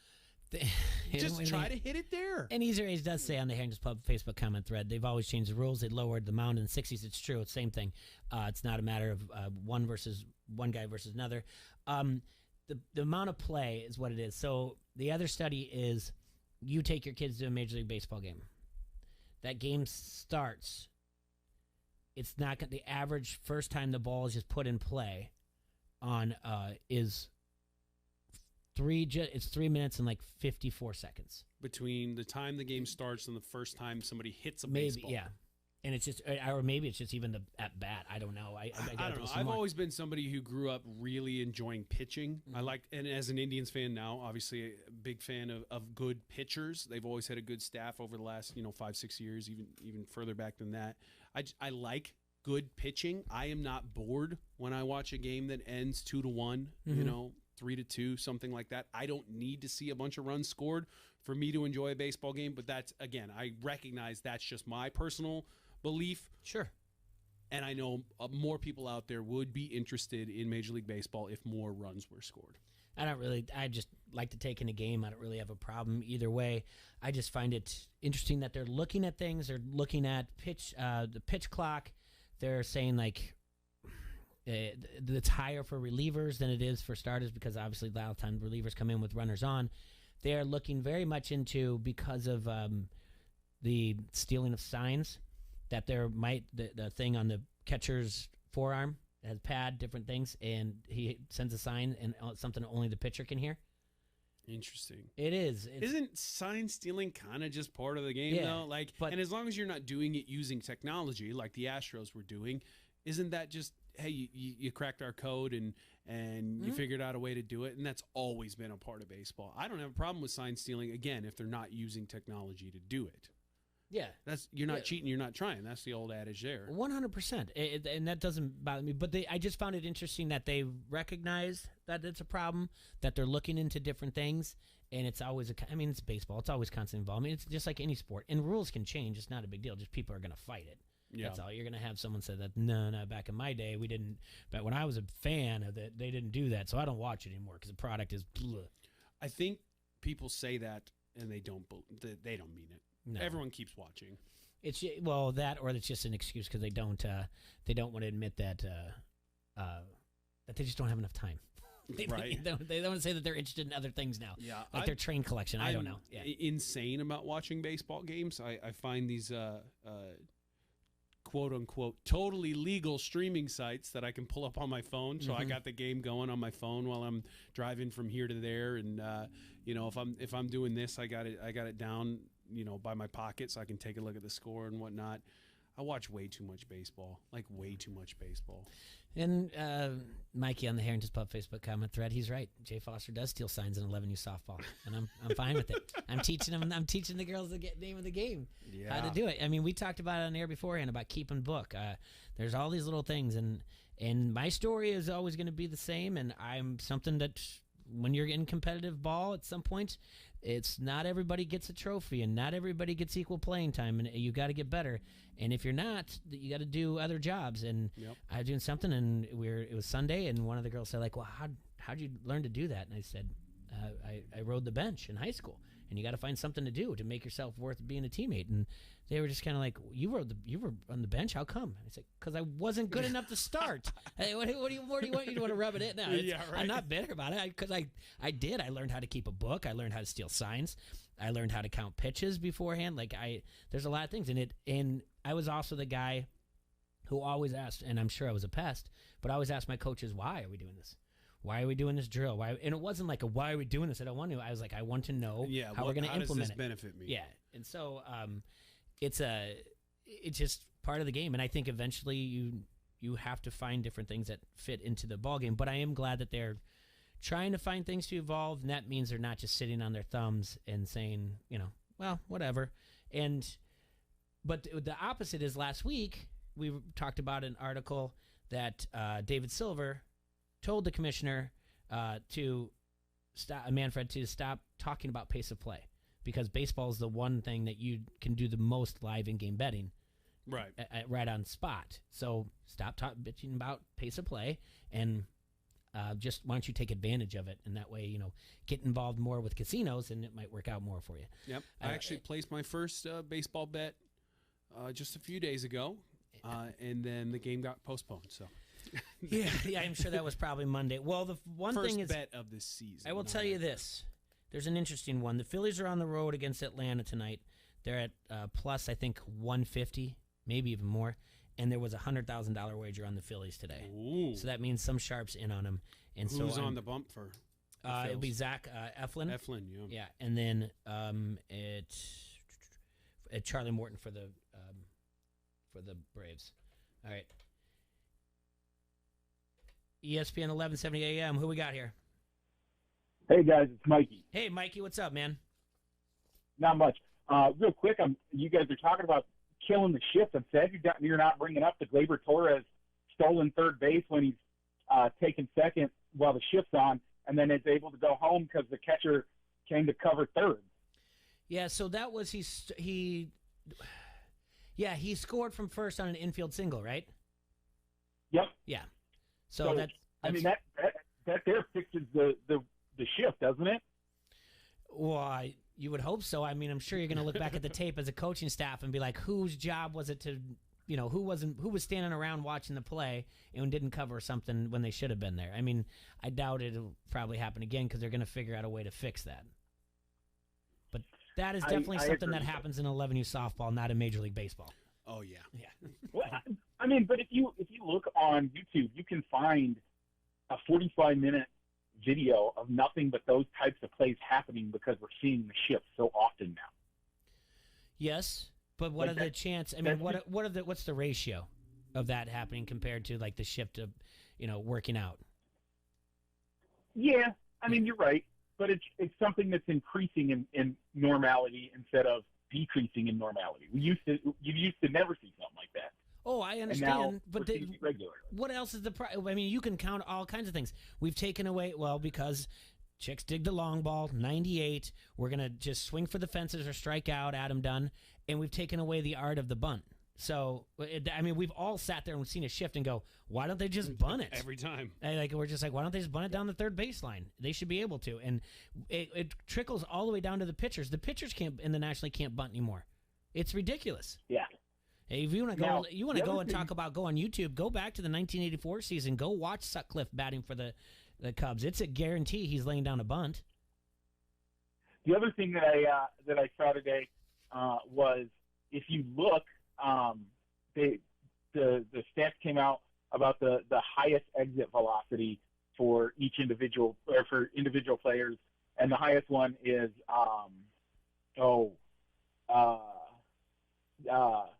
Stanton, Giancarlo Stanton. But the better part about it is when you look at his stats, his ground ball speed is still 98.2 miles per hour. It really goes to show that the 99 miles an hour exit velocity really isn't helping you a ton, because even when it's a ground ball at 98, it's still going to get by guys. Mm-hmm. Exit velocity does not mean as much as it should, or as people are giving it credit for. Well, I think in the case of like with Theo Epstein, they're talking more about the pitching and how it's dominating. I mean, because those numbers right there, the 25% of the across the board, the average is an insane number. I mean, I don't think Roger Clemens' career was at 25. I mean, in his best years, I know Dwight Gooden, I think, was just in the year that he won the Cy Young, with the Dr. K thing. He was like just a little bit above 25%, but that's just one season. So I think that's the concern. I totally agree. I think the pitching on it has gotten a little out of control. But I think the reason that the pitching has gotten out of control is not about the pitchers. I don't think the pitchers have gotten that much better. If you look, it's the guys that are either hitting for the fences or don't care if they get a strikeout. Yeah, that's the bigger problem. Well, moving the mound back is only going to help guys hit the long ball better, which means we have less strikeouts, but it just means that guys are going to be able to see the ball longer so they can make a determination on their swing. Yeah, that's all that's going to help with. That's exactly what the studies show, that they give them, I think it's not point something seconds of more reaction time, and then it takes away the velocity from the pitch down to 2 spots. So that's what the studies that they were looking at, and that's why they're going to implement it, I think, in the second half. And I don't know what minor league system they're doing that in, but we'll find out more about that later, though. Now, the real reason I called in, and I don't want to go back to Aaron Rodgers, but why are we not calling for Sheffy's job? If somebody in the political side of the world would have made an article about this, they would no longer be on TV. Nobody would talk to him. But because Sheffy has no sources, just connecting dots that are loosely there. I think Schefter's covering for somebody else. I think he probably is, but his story changed a little bit there. I think, I think there's something else going on here. I think he was probably contacted by someone and was like, "Hey, if you want us to keep feeding you stuff, you're going to come out and say that this was an accumulation of stories and not one single solitary source." Also, I think that happens more often than you realize. I think that's just a journalistic approach.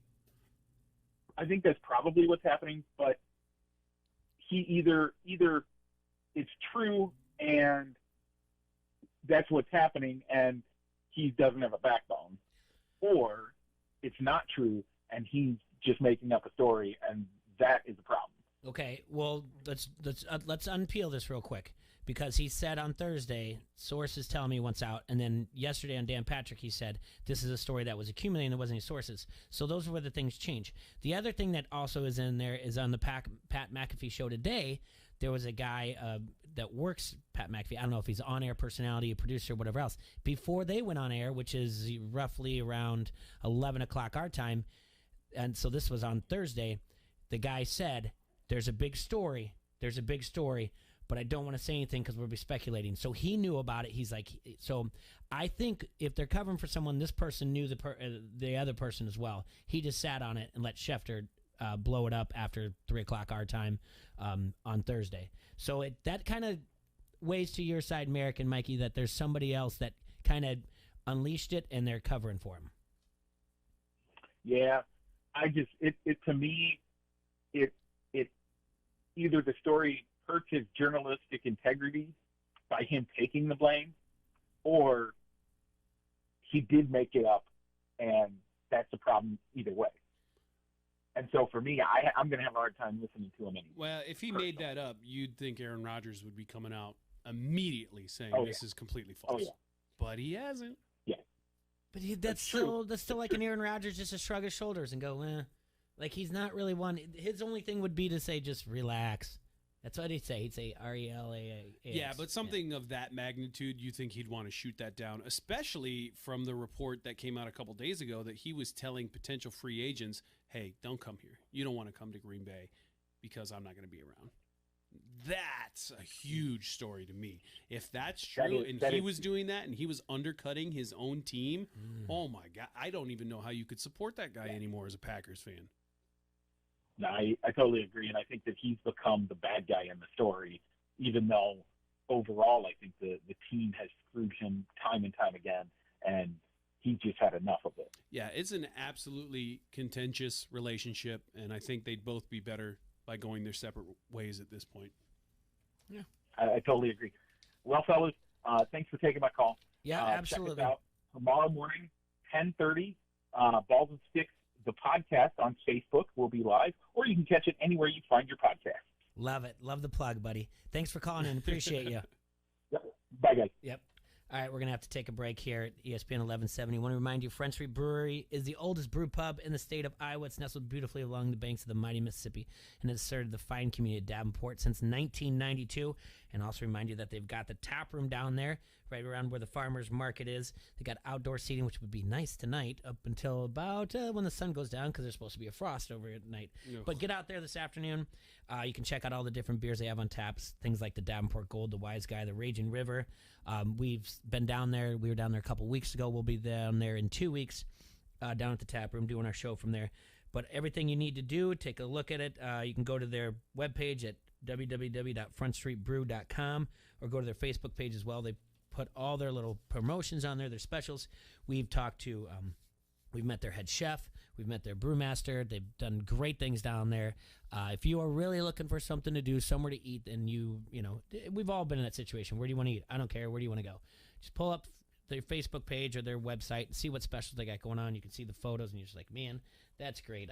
That's what I want to have tonight. So, anyway, that's Front Street Brewery, and we'll be right back. And Kyle should be coming in anytime soon. But even if he doesn't, Merrick and I are going to continue the party. Be right back. This is Coach AC Earl. Don't hassle us. We're local. Hey, do you have time to go to Vegas with me? Time? Yes. Extra money to pay for the flights?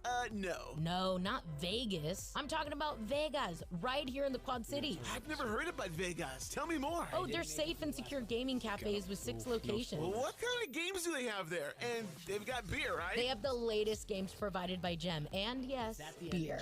Sounds like I'm going to save on flights, have fun, and win big. To find out more about their locations and hours, they're open. Visit VegasGamingCafeIL.com. If you own a small business, you know how hard it can be to find new customers. Now, Town Square has new tools that can help your business stand out and grow today. Go to GetLocalCustomersNow.com for a free local market competitive analysis that will show you what other businesses in town are doing to find new customers and how you can do it too with Town Square. Plus, be one of the first business owners to sign up with Town Square and receive $500 in free advertising on this radio station. Start growing your business today. Visit GetLocalCustomersNow.com. That's GetLocalCustomersNow.com. Gotta finish this today.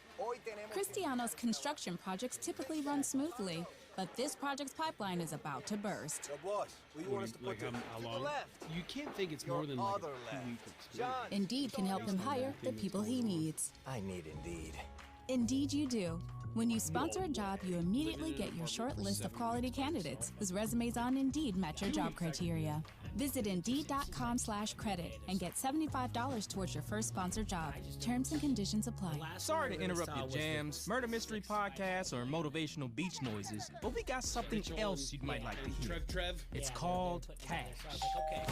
That's the sound of an extra $250 after your first 10 deliveries with Uber Eats. That's right, an extra $250 on top of all the other cash you'll make during those first 10 deliveries.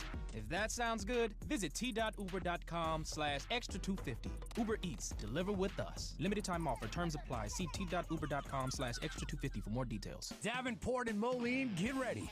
20 ribeyes for $35. Fishers of Men Foods is bringing you a meat sale you don't want to miss. At North Park Mall Davenport behind Firestone and South Park Mall Moline behind Olive Garden.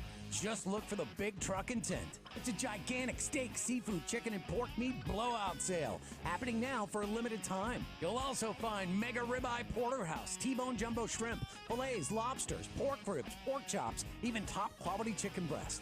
And of course, 20 ribeyes for $35. It's all happening in North Park Mall Davenport behind Firestone and South Park Mall Moline behind Olive Garden. Hurry and fill your freezer with quality meat, pork, seafood, and chicken just in time for grilling season. This sale won't last long, and while you're there, ask about their whole cow and half cow specials. It's this year's gigantic meat sale, only happening in North Park Mall behind Firestone and South Park Mall behind Olive Garden.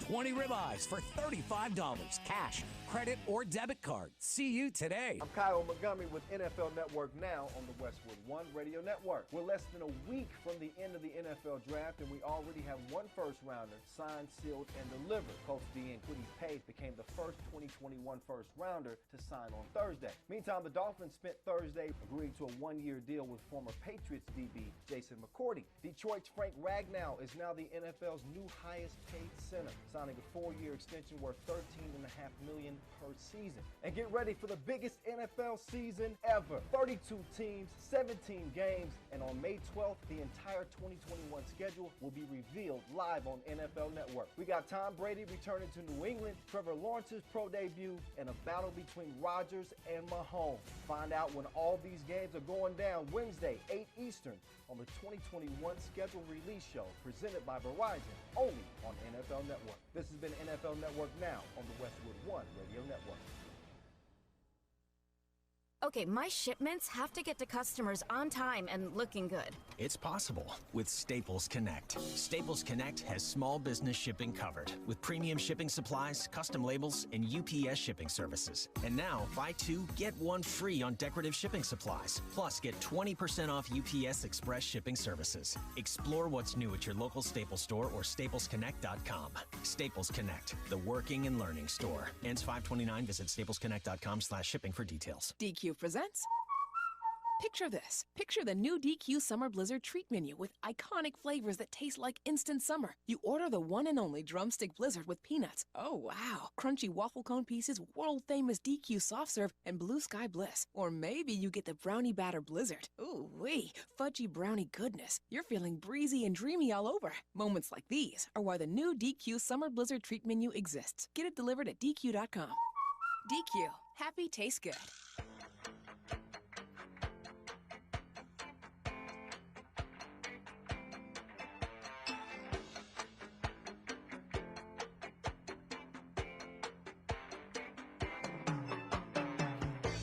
Welcome back to Don't House Us Local here on ESPN 1170 AM. But if you were listening on Facebook, we never left. Yeah, for a little while. Anyway, hot mic. Yeah, in studio with us now, Kyle Kercheval. Kercheval, yep. Kercheval. I did this last time. Kyle's new to the Quad Cities with us. We were on before, him and I, and he is the voice of the Quad City River Bandits, who started up opening play just this last week, Tuesday. That's right. And now we open up down at Modern Woodman Park on Tuesday. Yep, that's right. Home opener May 11th. So how are things going here in the Quad Cities since you've moved down here?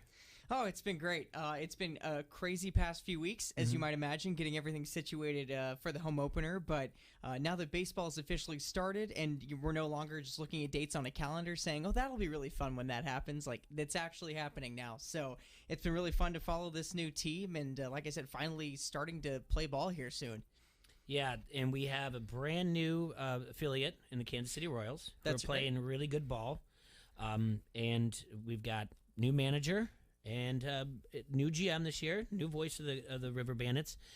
But the other thing that's new is what we've kind of been asking. What's it going to look like down there for the fans? So right now, the plan is to open with 100% capacity. We have no restrictions put on us in any way, shape, or form. That said, we are going to do our best to socially distance, and we're sectioning off rows so we can seat people with a row in between everyone initially. But of course, if demand increases and we need to open up some more seats, we will do so. But right now, everything's kind of full steam ahead, so it's pretty exciting. What's the mask situation since it's outdoors? Masks worn at all times. Still, okay. You have to remember we're working under the confines and the umbrella of Major League Baseball. Sure. So whatever they hand down to us, that's what we're going to roll with, and that's what they've instructed us to do. And so we're asking fans to please keep that up so we can continue to have a team here. And if a fan shows up with no mask, do you guys have masks that you provide?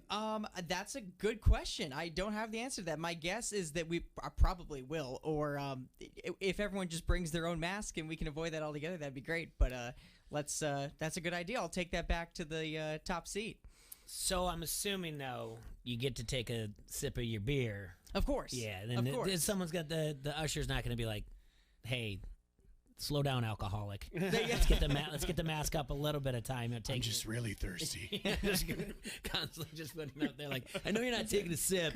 You're just doing it there. Well, that's where the sunflower seeds come in, because you're constantly shoveling them in. That's a great idea. Spitting, yeah.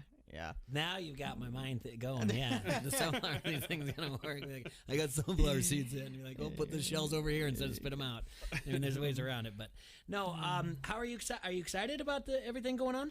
Absolutely. Yeah. No. It's really exciting. It's also everything's really new to me. So I'm learning kind of on the fly, truly trial by fire. But that is not the worst thing in the world. I'm very happy to be working under those circumstances, knowing that there's an end goal and an end result of there being baseball back here. So everything's been really fun for me. The only downside, I think, has been not being able to travel with the team on the road and call those games. Mm-hmm. So I've certainly missed out on that. That said, after 2020 and everything that year had and didn't have, I guess, as broadcasting goes, I'm just excited to call the 60 games I get to call at Modern Woodman Park. So if I have to sit out a little bit on the road, that's okay. We're exploring potentially doing some remote broadcasting for some road games in the future this season. But as you might be aware, with minor league TV or MILB TV, excuse me, and all the different teams have their own different setups, right? So some teams may not have camera angles that would permit someone like me to call a game from my closet with a laptop, Mm-hmm. So It's trying to deal with those variables and work together the best situation we can. But right now, no remote broadcast, so we've just been referring everyone to the rest of our high A broadcasters out there who have done a fantastic job. Is there going to, and Josh just mentioned something in there, is there going to, we've been talking a lot about baseball today. We've done our Aaron Rodgers, we've done everything else. We've gotten through that. We glossed over the NBA. We'd care more about that when the actual playoffs start. But we're talking a lot about what's going on with as far as the rules are going that they're implementing in minor league baseball. Mm-hmm. Is this advanced A ball going to see some rule changes that they might be flirting with in Major League Baseball? So the one rule change that I'm familiar with, and I think this is the only one that we're actually getting this year, which is nice. In high A, they have now changed the rules to where, and this kind of gets into some baseball hardcore lingo here, but the pitcher must be disengaged from the rubber before he picks to any base. Okay, and what that does, it takes away the left-hander picking off to first. They can do that. I mean, it just makes it so... You know what I'm saying. Yeah, Sorry. It makes it easier for the base runner. They have to get off the rubber instead of do the whole thing where they just Correct. point, because it's pointed at the bag. Exactly. It's like baseball, when you're first growing up and you're 10 years old and there's a kid pitching for the first time, and there may or may not be pickoffs, and the only thing you're watching for is that back foot, because if that back foot steps off, you have to dive back. If it doesn't, as soon as the pitcher starts his motion, you can take off. Yeah. So it makes it a lot easier for base runners. They tried this, I believe, in the South Atlantic League last year, correct? I'm not quite sure about that. But they did try it in a league last year, and obviously steals went up big time. And fortunately for the River Bandits, they've got a lot of quick guys on the team. So the stolen base numbers are going to be up all around this year. So... It's the number 3 thing that fans want to see. I love on steals. Offense. I Triples, love 'em. doubles, stolen bases, then home runs. I don't know why home runs comes in 4th, but that's what the studies that they've had. So stolen bases, it is exciting. I want to know about the concessions. Oh. I want to know what y'all are feeding us this year that's going to get us into the ballpark. Well, then I'm a big food guy. Fair enough. If you're a broadcaster like me, the food you eat is just whatever you find, and you just some peanuts on the ground. Exactly. On the way Yeah, you're like, up oh, the someone stairs. left that pretzel in there, and I'll eat that. It's mine. So the concession setup this year, I am not familiar with. So that is totally new to me. We gotta get some crazy things in there. Like you go to the major league parks and you got hot dogs that have like birthday cake on them or some crap like that. I know we've got some bandit dogs out there and everything else, and we've got places to go for those. But yeah, they all do get a little crazy. I love it. Yeah. I love seeing all the Franken food when you go to the major league games. Well, they've got the churro dog in Arizona, which is the churro inside of the donut topped with ice cream or whatever, like diabetes on a plate. I know where my next vacation's going. Yeah. Hey. That sounds wonderful. I just want a beer and a dog. That's it. That's all I need, right? Yeah. Are you? When we went through, we were talking a lot about things, and I know when you and I, when you first were on, we talked about the universal DH and how you were against it, and now you're kind of for it. But we've been discussing some things, some of the changes they make, like the no shift policy. How do you fall on that?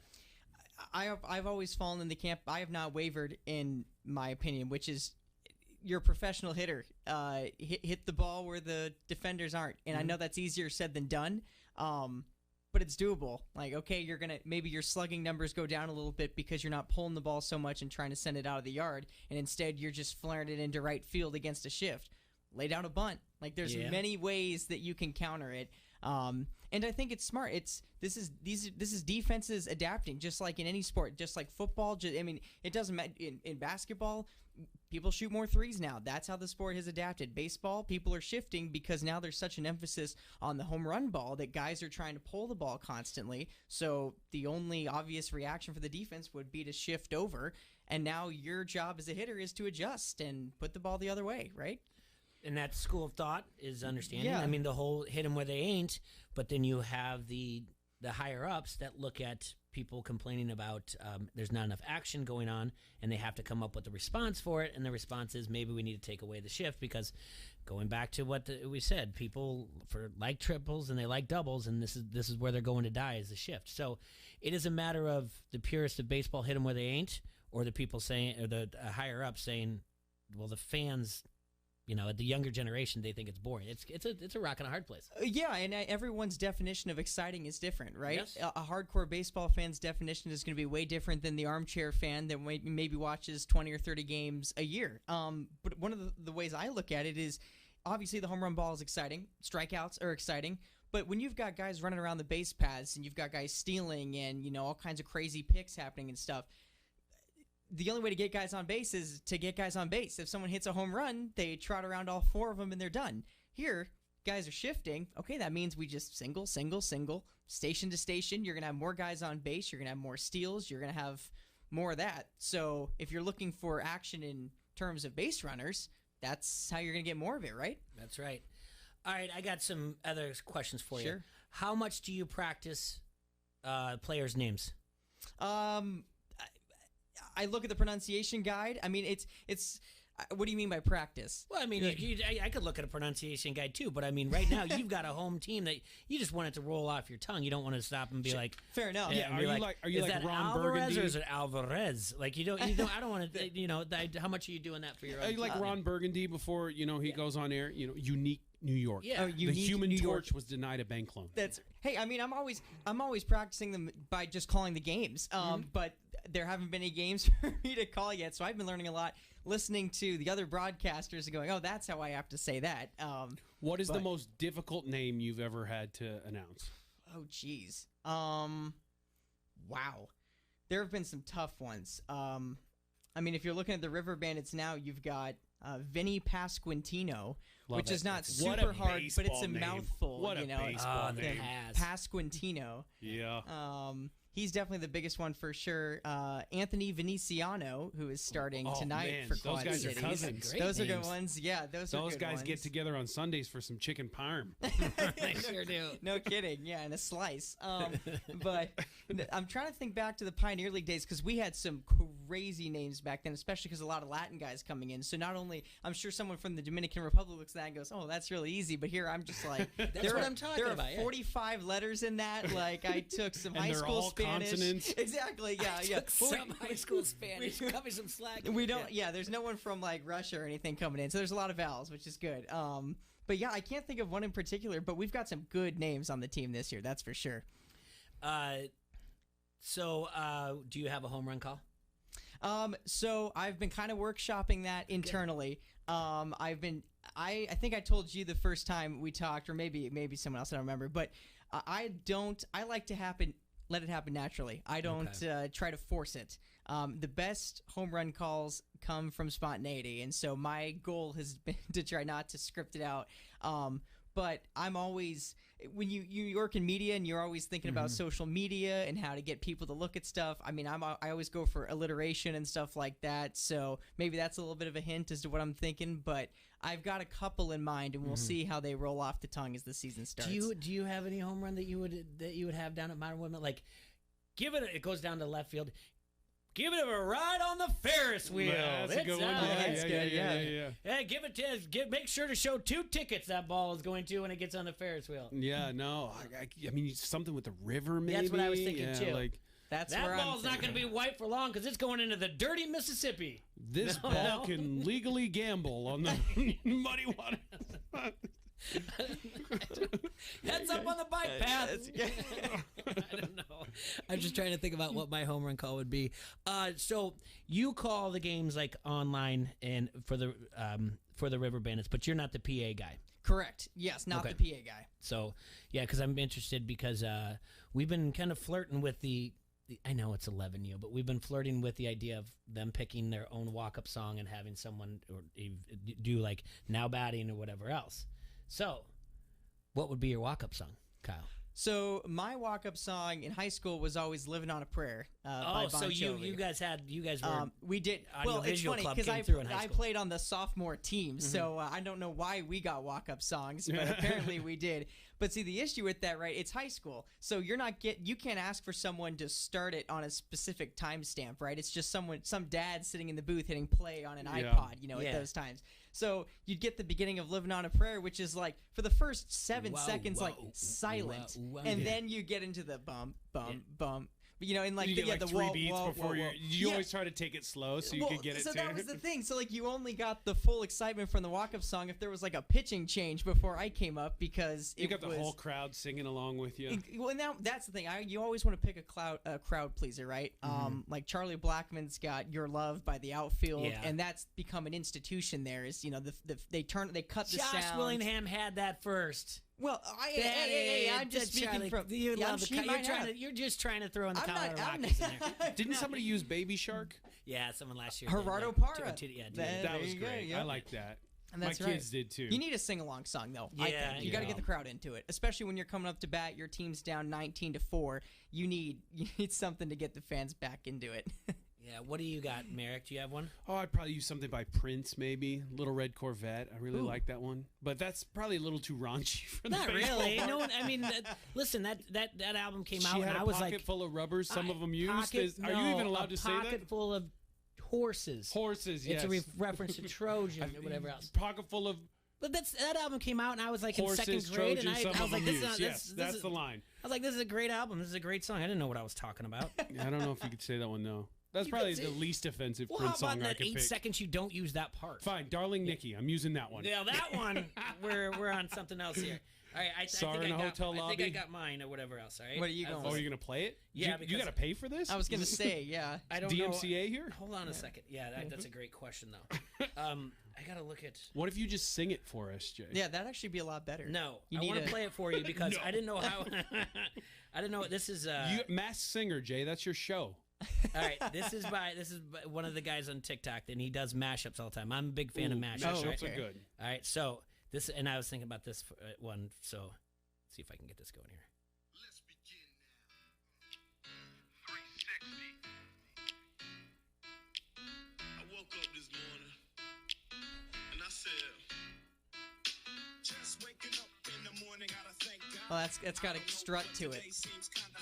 You take the Good Day by the Roots, and then you take Ice Cube. I think people would dig it. I like that. Yeah. I don't know if my daughter would, but if I am like, hey, that's your walk-up song, sorry. Deal with it, yeah.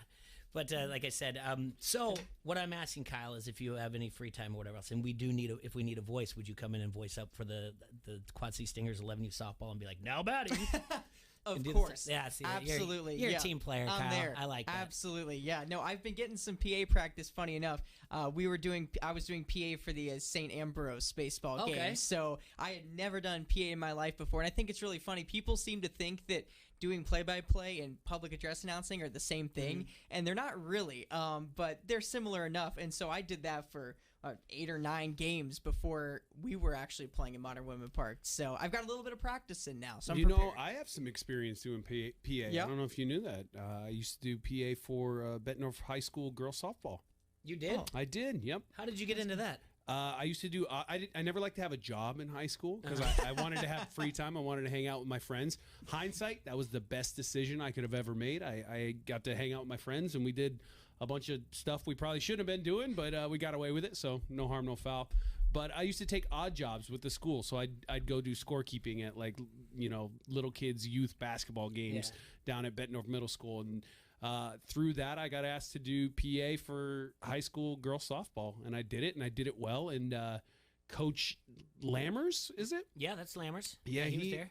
He got real mad at me one day because I played some inappropriate music before the game started. Gonna get you in trouble. But that wasn't my fault. The girls they made a mix CD and they handed it to me. And you got to vet that before. Yeah, they said, "Will you play this?" I was like, "Yeah, sure." I popped it in, and I think there was. What's the song? It's like Up and Down, like Strippers' Booties Go or something like that. I was just like, oh!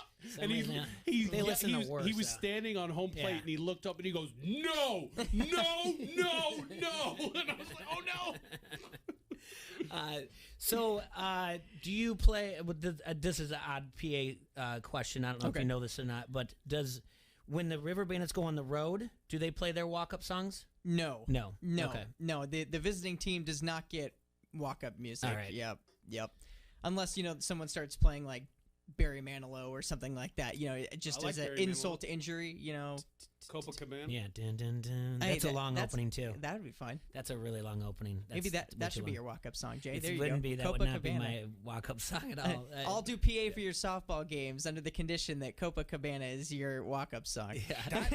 That Now that's a song. That really is. Mikey says last time I was at a Riverbands game, someone used "Take Me Home, Country Road," and I remember that. That was that guy had like a nickname too. It wasn't as good as Paz, Vinny Pascal. What was his name? Pasquantino. There you go. But yeah, someone used that. He had a very country sounding name though. But I do remember that. Yeah, so I think it'd be interesting. Oh, Josh Friends just comes in. Trey Dawson was the guy. So. Yeah, I think I'm glad you're settling in here in the Quad Cities. Yeah. We're gonna have to ask you a couple questions. Have you had Whitey's yet? I have had Whitey's. Yes, I have. Me too. Yeah, what was it, the brownie sundae or something like that or whatever? It was pretty fantastic. Have you had Hungry Hobo yet? I have not, but I really want to. What do I get there? What is the number go-to? 11? A king number 11. Everything including onions and peppers. Oh God. Okay. Am I going to survive that? Yeah, it's fine. Okay. All It's right. like the 2, 4, and 6 combined. It's no big deal. Okay. King number 11. Harris Pizza. Have you had Quad City style pizza? I have not had Quad City style pizza. You got to do it. Yeah. So I've been trying to discern what exactly that is that actually a thing? Mm-hmm. Okay. Yeah. So what constitutes a Quad City style pizza? Isn't it the toppings are flipped or something like that? The sausage is crumbled and it's underneath. The cheese goes on top, so it goes sauce and then it's like provolone cheese mixed with the mozzarella cheese, and then it's cut in long rectangles, not in triangles. And the crust is different too. I don't know what they use or what. It's good. It's good stuff. Good stuff. But what was the place you said? Harris is considered the birth of it, but Sports Fans is right down the road from you because you're downtown. It's downtown Bettendorf. Bad Boys up on Utica has it. Type it as well. Wise Guy Pizza has it also. You can find it kind of all over. And then what else we got here? Have you had Happy Joe's Taco Pizza? Taco pizza? I don't think I've had taco pizza. Period. Is the deal. Taco Who pizza. who is in charge of getting you involved in the Quad Cities here? My job has been getting the baseball team ready. Yeah. Do you like tacos? I love tacos. Do you like pizza? I love pizza. This will be your favorite pizza. This isn't the whatever it was at Taco Bell, the Mexican Mexican pizza or whatever. Pizza. Okay. This is completely different. It is absolutely phenomenal. Happy Joe's has a good one. Casey's has a really good taco pizza. Yeah. Godfather's over in East Moline has a great one. The thing is you get that Happy Joe's pizza, and it doesn't matter what you get, but on the box it will say home of the taco pizza. And I want you to know when you look at that box, you're going to go, what? Who is home of the taco pizza? And they are definitely the home of the taco pizza. It was invented here in the Quad Cities. Sure was. Wow. So, yeah. Okay. I didn't know. I actually did. I only moved to the Quad Cities in '97, so I didn't know that it was a Quad City staple. On my honeymoon, we went to Miami, and you go out and you do the restaurant, all that stuff. One night, we're like, we're just gonna order in. We're gonna have a nice night in the hotel. We're gonna order in. Called up like a Papa John's down there, and tried to order a taco pizza because you can get a taco pizza from Pizza Hut, Papa John's, everywhere around here in the Quad Cities because it's such a big deal at Happy Joe's, Casey's, other places. And I called a Papa John's and I ordered a taco pizza, and you could just hear 30 people in the background laughing at me as loud as humanly possible. And I was like, what is so funny? They're like, taco pizza. Yeah, right, buddy. This is a prank call. I was like, pepperoni, I guess. I was just seeing if you had any specials. That was like, sorry. So, now the River Bandits. Yeah. You said it's going to be open. Yep. More importantly, in case anyone out there listening, because they may have youth groups or anything, I know back in sometimes you can have your sports team come out and they run out with them on the field. Are you doing anything like that? Because I know there's certain things you can and can't do, and I don't want anyone to be like, well, you said it was 100% open, but now we're not doing this. Yeah. So you say 100% open, but the biggest deal that I think everyone should know about is that there is a 15-foot field bubble is what they're calling it around the field at all times. So if your seat where you normally sit is within 15 feet of the field, you'll be moved back. So we'll have a couple of rows in every section sectioned off. Some areas in the berm, some of the party areas along the lines have been moved back. They still exist for the most part. There's a couple things that don't, but if you're into that, you've probably been, or if you had tickets, you've probably learned about these. So this shouldn't be breaking news to anyone who already had a ticket or anything like that. But the field bubble is big, and then for the most, it's just common sense. We can't there aren't going to be any autographs. Anything involving the players just isn't going to happen. I mean, there are 2 guys within our organization that are allowed to be in and around the clubhouse area. That's it. The rest of us, including me, I'm not. I have not met hardly anyone in the coaching staff in person, and the only people I have met have been at a distance, before, as everyone was showing up. So we've had very limited access, and fans are going to have extremely restricted access for the time being. We really hope things will change, though. Absolutely. So you guys got your promotional schedule out there. You guys are playing like all week long, and then you go travel somewhere else. So plan accordingly, because back in the day when it'd be fun, like, hey, what are you doing later? When a Riverband's game, and be like, let's see if they're playing tonight. Now you know during that week where they're going to be. Yeah, you get a whole week. Yeah, and then suites are open up. Suites are open. Common sense, though, right? Common sense. Stick with that. Yep, exactly. Yep. Common Kyle, sense. We're going to have to, this is the end of our show. Tell everyone where they can follow you on social media. At Kyle T. Kirch on Twitter, and then obviously follow the River Bandits. We've got all kinds of great content coming out throughout the season, and we're really excited to be back. We've got so much love from everyone, not only on social media, but in person, and we're so excited to hear that you guys are excited to have us back. So Absolutely. Can't wait. Let's do this again real soon, buddy. Absolutely. Thank you for so coming much. in. Thanks for answering texts. Merrick, thank you so much for a great show today. A lot of fun. I want to thank Alex for calling in, Mikey for calling in, Easer A's for calling in. This is a good show. It was awesome. Enjoy your Mother's Day, ladies out there. Teacher Appreciation Week. Go out and show your teachers appreciation whatever way you can today. Quad City, stay safe and sanitized. Tuesday, first pitch, Modern Woodman Park, Quad City River Bandits. All right, we'll see you on Monday. Peace. This is Tyson Blazer, and you're listening to Don't Hassle Us. We're local on ESPN 1170 AM. PointsBet understands that in sports, it pays to be fast. Download the PointsBet app now and use code Iowa2K to get 2 risk-free bets up to $2,000. Whether you're a bettor or a baller, a sharp or a sharpshooter, if you're making money or just playing money, sports is speed. Luckily, your sports book can keep up. When you bet with PointsBet, you get faster bets, faster withdrawals, and faster rewards at your fingertips. Plus, right now, PointsBet is giving customers the best odds on all pro sports. That's better odds and bigger payouts on our lightning fast app, because PointsBet knows every second matters. Time is money, and it pays to be fast. PointsBet has the best odds on all pro sports, so download the app now and use code Iowa2K to get 2 risk-free bets up to $2,000. See for yourself why bettors are calling PointsBet innovative, lightning quick, and the reason they have ditched the other books. Download the app now to experience Iowa's premium sportsbook for yourself. Gambling problem? Call 1-800-BETS-OFF. Hey, Quad Cities, who's ready to spring into action and get a good deal on the used car? Arrowhead Ranch in Coal Valley is excited to announce their auto auction will be held on Arrowhead's campus May 15th. Get yourself a car, truck, or SUV and do a good deed at the same time. The auction helps youth at risk right in the